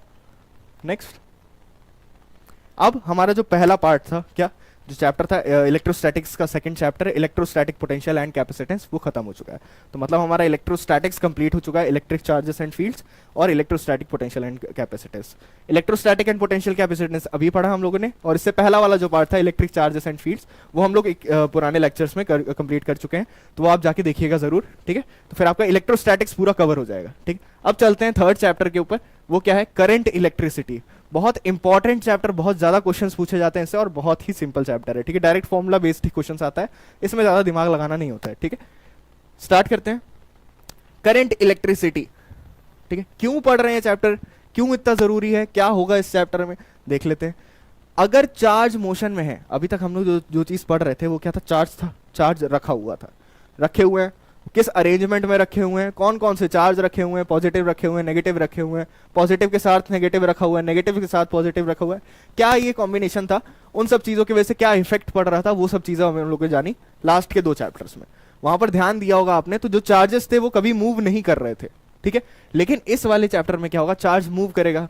तो हम लोगों ने बचपन में ये चीज पढ़ा था कि अगर चार्ज मूव कर रहा है, ठीक है, तो हमारे पास क्या इलेक्ट्रिसिटी प्रोड्यूस होने लगती है। अब वो कौन सा चार्ज मूव कर रहा है, किस वे में मूव कर रहा है, उस पर भी डिपेंड करता है इलेक्ट्रिसिटी बनेगी कि नहीं बनेगी। लेकिन बस ये हमारे पास यहाँ पर मैंने कि अगर चार्ज मोशन में है, charges in motion constitute electric current, ठीक है। अगर चार्ज मोशन में आ जाते हैं तो हमारे पास इलेक्ट्रिक करंट बनने की चांसेस होते हैं, या तो वो डिपेंड करता है कि चार्ज कौन सा मूव कर रहा है, किधर मूव कर रहा है, कैसा मूव कर रहा है, ठीक है। वो आगे अच्छे से एक्सप्लेन करेंगे इस चैप्टर में। Next, electric current occurs in lightning end devices, मतलब इलेक्ट्रिक करंट कहाँ यूज होता है, डिवाइसेस में कैसे यूज होता है, वो चीज डिटेल में जानेंगे। Steady current flows like water in a river, current कैसे फ्लो करता है, पानी की तरह, जैसे पानी हमारा नदी में बहता है वैसे ही करंट हमारा फ्लो कर रहा होता है। Next, important for understanding electrical devices, जो हमारे इलेक्ट्रिकल डिवाइसेस हैं वो कैसे काम करते हैं, उनके पास करंट कैसे पहुंचता है, कितना पहुंचता है, कैसे निकालना, वो सारी चीजें डिवाइसेस को अंडरस्टैंड करने के लिए वो कैसे वर्क करते हैं, उसके लिए चैप्टर पढ़ना जरूरी है, ठीक है। ये था हमारे पास इंट्रोडक्शन। नेक्स्ट स्टार्ट करते हैं। सबसे पहला टॉपिक इलेक्ट्रिक करंट, बचपन से ही पढ़ते आ रहे होंगे, ठीक है। तो इलेक्ट्रिक करंट, इसको डिनोट किससे करते हैं, सबको पता है, आई से डिनोट करते हैं, और इसका फॉर्मूला क्या होता है, चार्ज पर यूनिट टाइम। कितना चार्ज हमारा किसी एक क्रॉस सेक्शन एरिया से कितने टाइम में क्रॉस किया है, उसका उसको हम डिवाइड कर देंगे तो हमारे पास क्या आ जाता है, करंट। अगर मान लेते हैं ये हमारे पास एक कोई ये वाला कोई सरफेस है, इससे तुम्हारे चार्जेस निकल के जा रहे हैं, ठीक है, चार्जेस हमारे इस वाले एरिया से क्रॉस कर रहे हैं, तो कितने टाइम में कितना चार्ज क्रॉस किया पर यूनिट टाइम, ठीक है, चार्ज कितना क्रॉस किया पर यूनिट टाइम, वो हमें क्या बता देगा कि यहाँ पर करंट कितना प्रोड्यूस हो रहा है। ये सबसे बेसिक फॉर्मूला होता है, बचपन से पढ़ते हुए आ रहे हैं हम लोग, चार्ज अपॉन टाइम, ठीक है। Rate of flow of charge भी बोला जाता है, डेफिनेशन हम लोग यही याद करते थे, rate of flow of charge is called electric current, ठीक है। तो रेट ऑफ फ्लो का मतलब क्या होता है, किसी भी चीज के आगे रेट लग जाए, rate of flow of charge, तो मतलब वो अपॉन में टाइम होता है उसके पास, rate of flow of charge मतलब डिवाइडेड बाई टाइम, ठीक है। ये चीज याद रखिएगा, रेट कहीं भी आ गया मतलब वो डिवाइडेड बाई टाइम होता है, ठीक है। एसआई यूनिट क्या होती है, एम्पियर, ठीक है, याद रखिएगा, एसआई यूनिट एम्पियर होती है, इसको ए से डिनोट किया जाता है। Next, current can be positive और नेगेटिव, दोनों चीज हो सकता है, करंट पॉजिटिव भी हो सकता है, नेगेटिव भी हो सकता है। अगला क्या है, इंस्टेंटेनियस करंट का फॉर्मूला क्या हो जाएगा, हाँ, ये जो हमारे पास करंट है ये कब के लिए, कि मान लेते हैं 2 सेकंड से 5 सेकंड के बीच में बताओ, ये टाइम इंटरवल दे दिया, ठीक है, 2 सेकंड से 5 सेकंड के बीच में बताओ कितना करंट प्रोड्यूस हुआ है, कितना चार्जेस निकले हैं यहाँ पर इतने टाइम इंटरवल के बीच में। तो ये हमारे पास बड़ी वैल्यूज के लिए ये फॉर्मूला होता है। अगर हमें पूछ दिया किसी एक इंस्टेंट ऑफ टाइम, मतलब तीसरे सेकंड पर या थर्ड सेकंड पर बताओ, 3 सेकंड पर ही बताओ कि कितना करंट बन रहा है, तो उसके लिए हमारे पास ये वाला फॉर्मूला आता है इंस्टेंटेनियस करंट। वो क्या हो जाता है, I is equals to D Q by D T, ठीक है। ये भी इंपॉर्टेंट फॉर्मूला है, इसको भी याद रखिएगा। अब ये चीज तो हो गई, अब यहां पर हमारे पास एक मेजर प्रॉपर्टी और है, बताते हैं।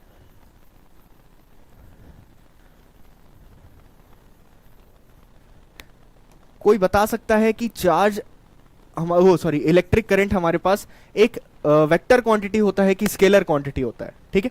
तो अब ध्यान से अगर देखने में समझ में आएगा, लोग अगर थोड़ा सा दिमाग लगाओगे, नॉर्मल दिमाग लगाओगे, अभी तक कुछ जानते नहीं हो, तो सीधे सीधे आंसर आएगा कि हमारे पास जो इलेक्ट्रिक करंट है वो एक वेक्टर क्वांटिटी होता है। क्यों, हमें क्योंकि पता है वेक्टर क्वांटिटी के पास सर डायरेक्शन होती है और मैग्नीट्यूड भी होता है, तो करंट तो हम बताते हैं कि करंट इधर जा रहा है, करंट उधर जा रहा है, ये चीज तो हम बताते हैं, तो मतलब उसके पास डायरेक्शन होगी, तो हम उसको कह सकते हैं वो वेक्टर क्वांटिटी है। लेकिन ऐसा नहीं होता है, करंट हमारे पास एक स्केलर क्वांटिटी होती है, स्केलर क्वांटिटी होती है, इसके पास डायरेक्शन होती है, फिर भी डायरेक्शन होने के बाद भी ये एक स्केलर क्वांटिटी है, ठीक है, ये चीज याद रखिएगा, डायरेक्शन होने के बाद भी इलेक्ट्रिक करंट एक स्केलर क्वांटिटी है। लेकिन ऐसा क्यों, ये एक्सेप्शन क्यों आया, क्योंकि अभी हमने थोड़ी देर पहले बताया था कि जो वेक्टर क्वांटिटी है उसमें अगर 2 चीजें हैं, एक ये वेक्टर है एक ये वेक्टर है, इन दोनों को अगर हमें ऐड करना होगा तो हम क्या यूज करते हैं, अंडर रूट में a square plus B square plus 2ab cos theta, ये vector law vector law of addition वाला हम यूज करते हैं 2 वेक्टर्स को ऐड करने के लिए, ठीक है। तो लेकिन करंट के पास तो डायरेक्शन है, लेकिन जब अगर हमको इसको ऐड करना होगा, मान ले 2 करंट है हमारे पास I1 और I2, इनको ऐड करना होगा तो हम इनको नॉर्मली ही ऐड करते हैं, इनको वेक्टर वाले लॉ उससे ऐड नहीं करते हैं।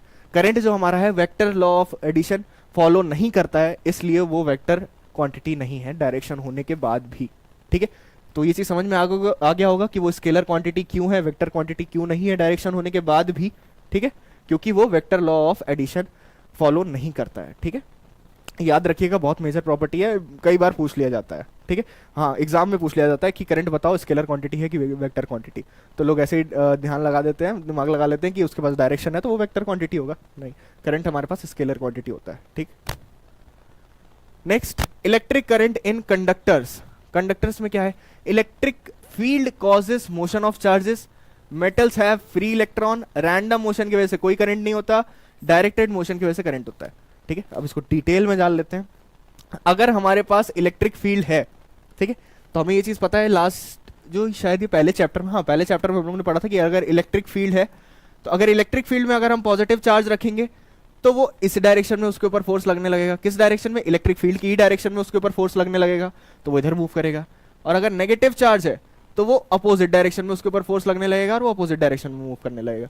तो हम कह सकते हैं इलेक्ट्रिक फील्ड की वजह से चार्जेस के ऊपर फोर्स लगता है, उसकी वजह से मोशन आता है, और जब जब चार्ज मूव करेगा तब तब करंट बन जाएगा। ठीक है, नेक्स्ट क्या है, metals have free electrons. Conductors के पास ही कह सकते हो, कंडक्टर्स के अंदर इलेक्ट्रॉन्स होते हैं जो कि मूव कर सकते हैं। ठीक है, अब देखो डायग्राम दिखाते हैं। अगर मान लेते हैं ये हमारे पास कोई एक कंडक्टर है, कंडक्टर सुन के बहुत फैसिनेट हो जाती है, और कंडक्टर पता नहीं क्या है, कुछ नहीं है, नॉर्मल लोहे का तार है। ठीक है, जो नॉर्मल घर में वायर होती है वही समझ लो। ठीक है, वायर उसको थोड़ा सा ऐसे जूम करके बना दिया है। ठीक है, इस वायर के अंदर बहुत सारे इलेक्ट्रॉन्स होंगे।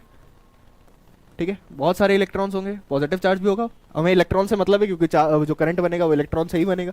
ठीक है, इलेक्ट्रॉन्स ऐसे हैं। अब इलेक्ट्रॉन्स जब ये नॉर्मली तार ऐसे पड़ा हुआ है, ठीक है, कहीं हमने कनेक्ट किया नहीं है, ठीक है, बस ऐसे रखा हुआ है, तो यहां पर इसके अंदर जो इलेक्ट्रॉन्स होंगे वो रैंडमली मूव कर रहे होंगे कहीं भी। ठीक है, तो सर आपने तो बताया कि अगर इलेक्ट्रॉन्स या कोई भी चार्ज है वो अगर मूव कर रहा है तो मूव करने से इलेक्ट्रिक करंट आ जाता है, तो मूव तो कर ही रहा है, तो लेकिन जब रखा रहता है हम टच करते हैं तब तो करंट आता नहीं है। वो ऐसा क्यों होता है? ठीक है, क्योंकि जो हमारा जो मैंने स्टार्टिंग में बताया था कि जो मोशन हो रहा है, जो मूव कर रहे हैं चार्जेस, वो एक पर्टिकुलर डायरेक्शन में मूव करने चाहिए तभी करंट प्रोड्यूस होगा। ठीक है, यहां पर ये देखो वही चीज लिखा हुआ है, डायरेक्टेड मोशन।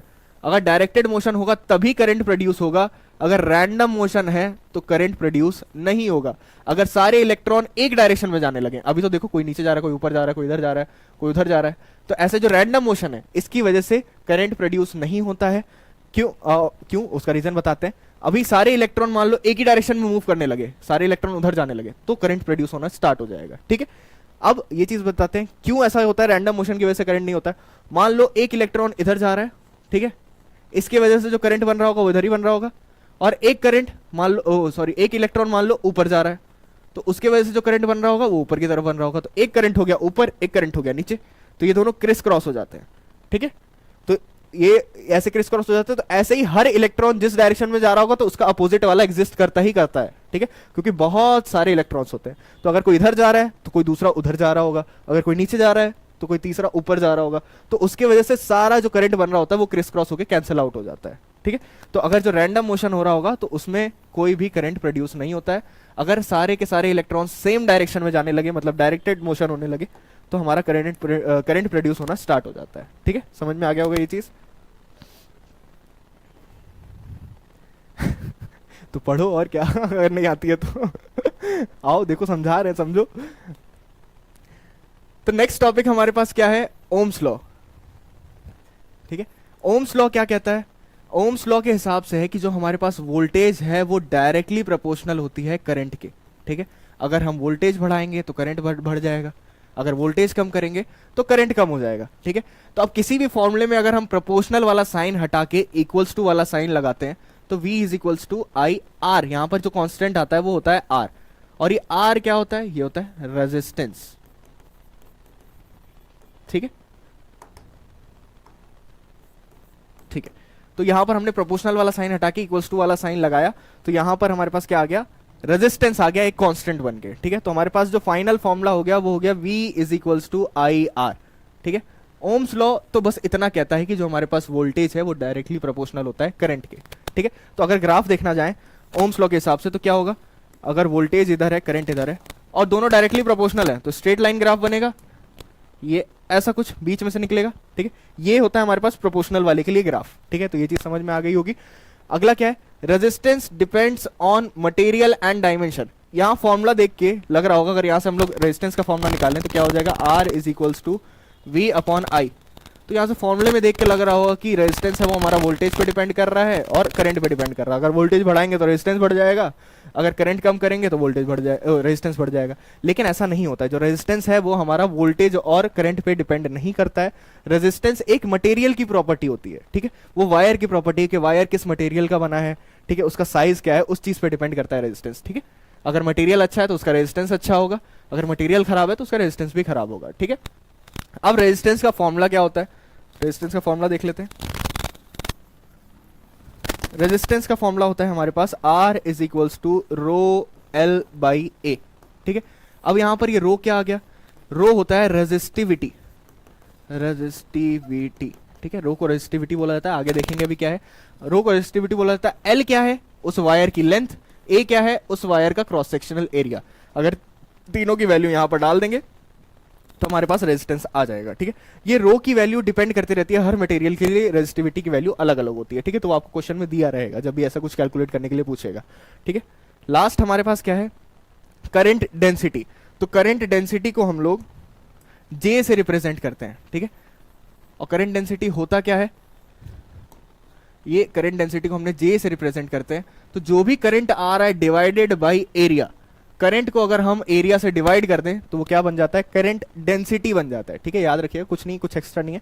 अगर करंट को सीधे सीधे एरिया से डिवाइड कर देंगे तो ये बन जाता है करंट डेंसिटी, इसको जे से रिप्रेजेंट किया जाता है, ठीक है। नेक्स्ट है हमारे पास ड्रिफ्ट वेलोसिटी। अब ड्रिफ्ट वेलोसिटी क्या है कि अगर जो हमारे पास कोई भी कंडक्टर था, इसके अंदर जो इलेक्ट्रॉन मूव कर रहे थे वो किस वेलोसिटी से मूव कर रहे थे, वो एवरेज वेलोसिटी होती है हमारे पास ड्रिफ्ट वेलोसिटी। उसको, उस वेलोसिटी को बोला जाता है ड्रिफ्ट वेलोसिटी, और इसको रिप्रेजेंट किया जाता है वी डी से, ठीक है। वी और छोटा सा सबस्क्रिप्ट में डी, ठीक। अब यहां पर ये देखो वही चीज लिखा हुआ, electron moves with average velocity, इसी एवरेज वेलोसिटी को बोला जाता है ड्रिफ्ट वेलोसिटी। अब इसका फॉर्मूला क्या है, इसका फॉर्मूला होता है V D is equals to, electron के ऊपर कितना चार्ज होता है, E, electric field divided by M multiplied में टाउ।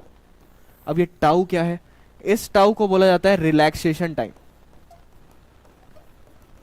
Relaxation time. अब ये क्या होता है, चलो इसको समझते हैं। रिलैक्सेशन टाइम क्या होता है, हमने बताया था कि अगर इलेक्ट्रॉन्स मूव कर रहे हैं, ठीक है, तो वो अगर मान लो एक छोटा सा डिब्बा है, उसके अंदर बहुत ऐसे ऐसे इलेक्ट्रॉन्स मूव कर रहे हैं, तो अगर ऐसे फड़फड़ाएंगे इलेक्ट्रॉन्स तो जाके किसी से टकराएंगे भी। तो मान लेते हैं ये इलेक्ट्रॉन जाके इससे टकरा गया, ठीक है। अब जैसे ही ये इससे टकराएगा फिर ये भी इधर उधर कहीं हो जाएगा। तो यहां से इस वाले मोमेंट से लेकर ये जो इलेक्ट्रॉन दूसरे वाले किसी तीसरे से जाके टकराएगा, ठीक है। जो पहला इलेक्ट्रॉन था वो जाके इससे टकराया, उसकी वजह से ये जाके किसी और से टकराएगा। तो यहां से अगर टाइम स्टार्ट करे और यहां पर खत्म करे तो इन दोनों कोलिजन के बीच में जो टाइम होगा इसको बोला जाता है रिलैक्सेशन टाइम, ठीक है। ये सबसे पहले वाले से टकराया, फिर आराम कर ही रहा होता है, ठीक है, फिर जाके तीसरे से टकरा जाता है। तो इसीलिए इसको बोला जाता है, इस टाइम के बीच में ये टकराया हुआ इलेक्ट्रॉन आराम कर रहा होता है, इसलिए इसको बोलते हैं रिलैक्सेशन टाइम, ठीक है। पहले कोलिजन और दूसरे कोलिजन के बीच में जो टाइम होता है उसको बोला जाता है रिलैक्सेशन टाइम। तो समझ में आ गया होगा, उसको हम लोग टाउ से डिनोट करते हैं, ठीक। अब जो ये फॉर्मूला आया है ये कहां से आया है, ठीक है। छोटी सी डेरिवेशन है, इसको बता देते हैं। देखो, अगर मान लो ये कंडक्टर है तुम्हारे पास, ठीक है, इसका एक छोटा सा पार्ट ले लेते हैं, ठीक है, और टाइम को हम मान लेते हैं कितना है, 1 सेकेंड, ठीक है। टाइम हमारे पास गिवन है 1 सेकेंड। तो ये जो डिस्टेंस होगी इसको मान लेते हैं कितनी डिस्टेंस d, और यहां से जो इलेक्ट्रॉन मूव कर रहा होगा उसकी वेलोसिटी क्या हो जाएगी, drift velocity v, sorry vd, ठीक। तो यहां से अगर हमको डिस्टेंस निकालना हो तो डिस्टेंस का फॉर्मूला क्या हो जाएगा, distance is equals to speed into time. तो स्पीड कितनी है हमारे पास, ड्रिफ्ट वेलोसिटी vd, टाइम कितना है हमारे पास 1 सेकेंड। तो डिस्टेंस का फॉर्मूला हमारे पास क्या आ गया, एस से रिप्रेजेंट कर लेते हैं, चलो इसको कंफ्यूजन नहीं होगा। ये जो डिस्टेंस है इसको ये हम एस से रिप्रेजेंट कर लेते हैं, और ये हमारे पास, हाँ, तो डिस्टेंस का फॉर्मूला क्या होता है, स्पीड इनटू टाइम। तो स्पीड हमारे पास क्या है, drift velocity vd, into time हमारे पास क्या है 1 सेकेंड। तो जो हमारे पास डिस्टेंस है वो कितनी आ जाएगी, vd के बराबर ही आ जाएगी। तो मतलब इस पॉइंट से इस पॉइंट तक लेके जो डिस्टेंस है वो किसके बराबर है, vd के बराबर है, ठीक है। ये चीज समझ में आ गया हमारे पास। हमको क्या निकालना है, किसका फॉर्मूला निकालना है, वेलोसिटी का फॉर्मूला निकालना है। तो हम ये चीज एज्यूम कर लेते हैं जो इलेक्ट्रॉन की जो इनिशियल वेलोसिटी है वो जीरो के बराबर है, होती ही यही है, ठीक है। स्टार्ट कर रहा है मान लेते हैं यहाँ से, तो उसके पास जो इनिशियल वेलोसिटी है वो जीरो हो जाएगी। तो हम ये वेलोसिटी वाला यूनिफॉर्म एक्सेलरेटेड मोशन वाला इक्वेशन, पहला equation v is equals to U plus A T, अगर ये लगाएं तो इनिशियल वेलोसिटी तो हमारे पास कितनी है, जीरो। फाइनल वेलोसिटी क्या है, जो हमारे पास ड्रिफ्ट वेलोसिटी है, जिस वेलोसिटी से इलेक्ट्रॉन मूव कर रहा है वो, अब ए का फॉर्मूला क्या होता है, F is equals to M A. यहां से अगर हम ए का फॉर्मूला निकालें तो क्या हो जाएगा, फोर्स बाई मास। तो किसी भी चार्ज के ऊपर फोर्स कितना लग रहा होता है, ये पहले चैप्टर में हम बता दिए थे हम, क्यू ई। क्यू क्या है, चार्ज, और ई वो किस इलेक्ट्रिक फील्ड में है। तो चार्ज यहां पर क्या हो जाएगा, इलेक्ट्रॉन है हमारे पास, तो इसलिए ई लिख लेते हैं, और ये हमारे पास ई हो जाएगा, ठीक है। तो क्यू ई का यहां पर हम लोग ई करके लिख सकते हैं, स्मॉल ई और कैपिटल ई। तो यहाँ पर फोर्स हमारे पास क्या हो जाएगा, small E capital E divided by M. ये हमारे पास आ गया क्या, एक्सेलरेशन। और टी हमारे पास क्या है, टाइम हमारे पास क्या हो जाएगा, टाउ, रिलैक्सेशन टाइम, ठीक है। तो यहाँ पर हमारे पास एक्सेलरेशन की वैल्यू पुट करेंगे तो क्या हो जाएगा, E capital E divided by M, और टाइम का हम लोग रिलैक्सेशन टाइम पुट कर देंगे। तो ये फॉर्मूला हमारे पास आ गया ड्रिफ्ट वेलोसिटी का, देख सकते हैं सेम फॉर्मूला आ गया। तो ये इसकी डेरिवेशन है छोटी सी, इसमें कुछ ज़्यादा मतलब ज़्यादा हार्ड नहीं है, इसलिए बता दिए, कोई दिक्कत नहीं है। तो ये ड्रिफ्ट वेलोसिटी की हमारे पास डेरिवेशन है, ध्यान से देख सकते हैं। Next, mobility.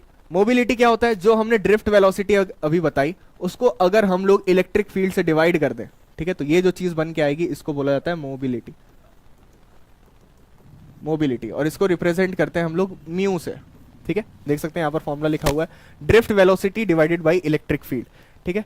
तो अब यहाँ पर हमारे पास ड्रिफ्ट वेलोसिटी का फॉर्मूला अभी तक क्या आया था, V D is equals to E capital E by M into tau.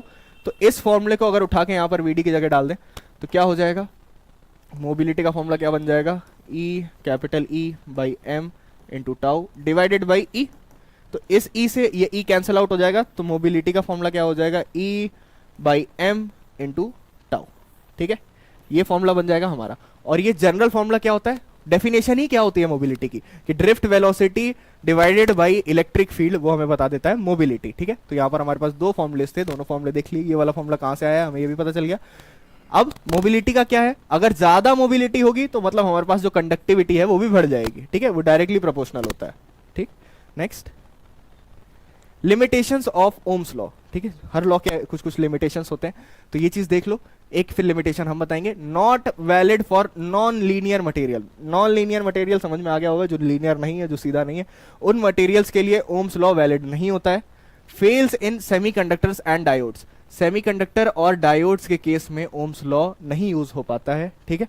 और नॉन यूनिक वीआई रिलेशनशिप, मतलब जो वोल्टेज और करंट के बीच की जो रिलेशनशिप है वो यूनिक नहीं होती है ओम्स लॉ के केस में, तो इसलिए एक लिमिटेशन हो जाती है। लास्ट लिमिटेशन क्या है, V ceases to follow current. अगर एनसीईआरटी खोलेंगे तो उसमें लिमिटेशंस में एक सीधी सीधी एक ऐसी लाइन लिखी होगी, इसका मतलब क्या है, यहां पर अगर हमारे पास हमने वोल्टेज और करंट का जो डायग्राम देखा था, ग्राफ देखा था, वो क्या था, डायरेक्टली प्रोपोर्शनल होता है ओम्स लॉ के हिसाब से, V is directly proportional to I।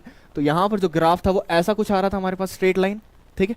लेकिन अगर हम टेम्परेचर को बढ़ा दें, अगर टेम्परेचर को बहुत ज्यादा बढ़ा दें तो ये ग्राफ हमारा धीरे धीरे बेंड हो जाता है, ये हमारा ऐसा कुछ हो जाएगा, ठीक है।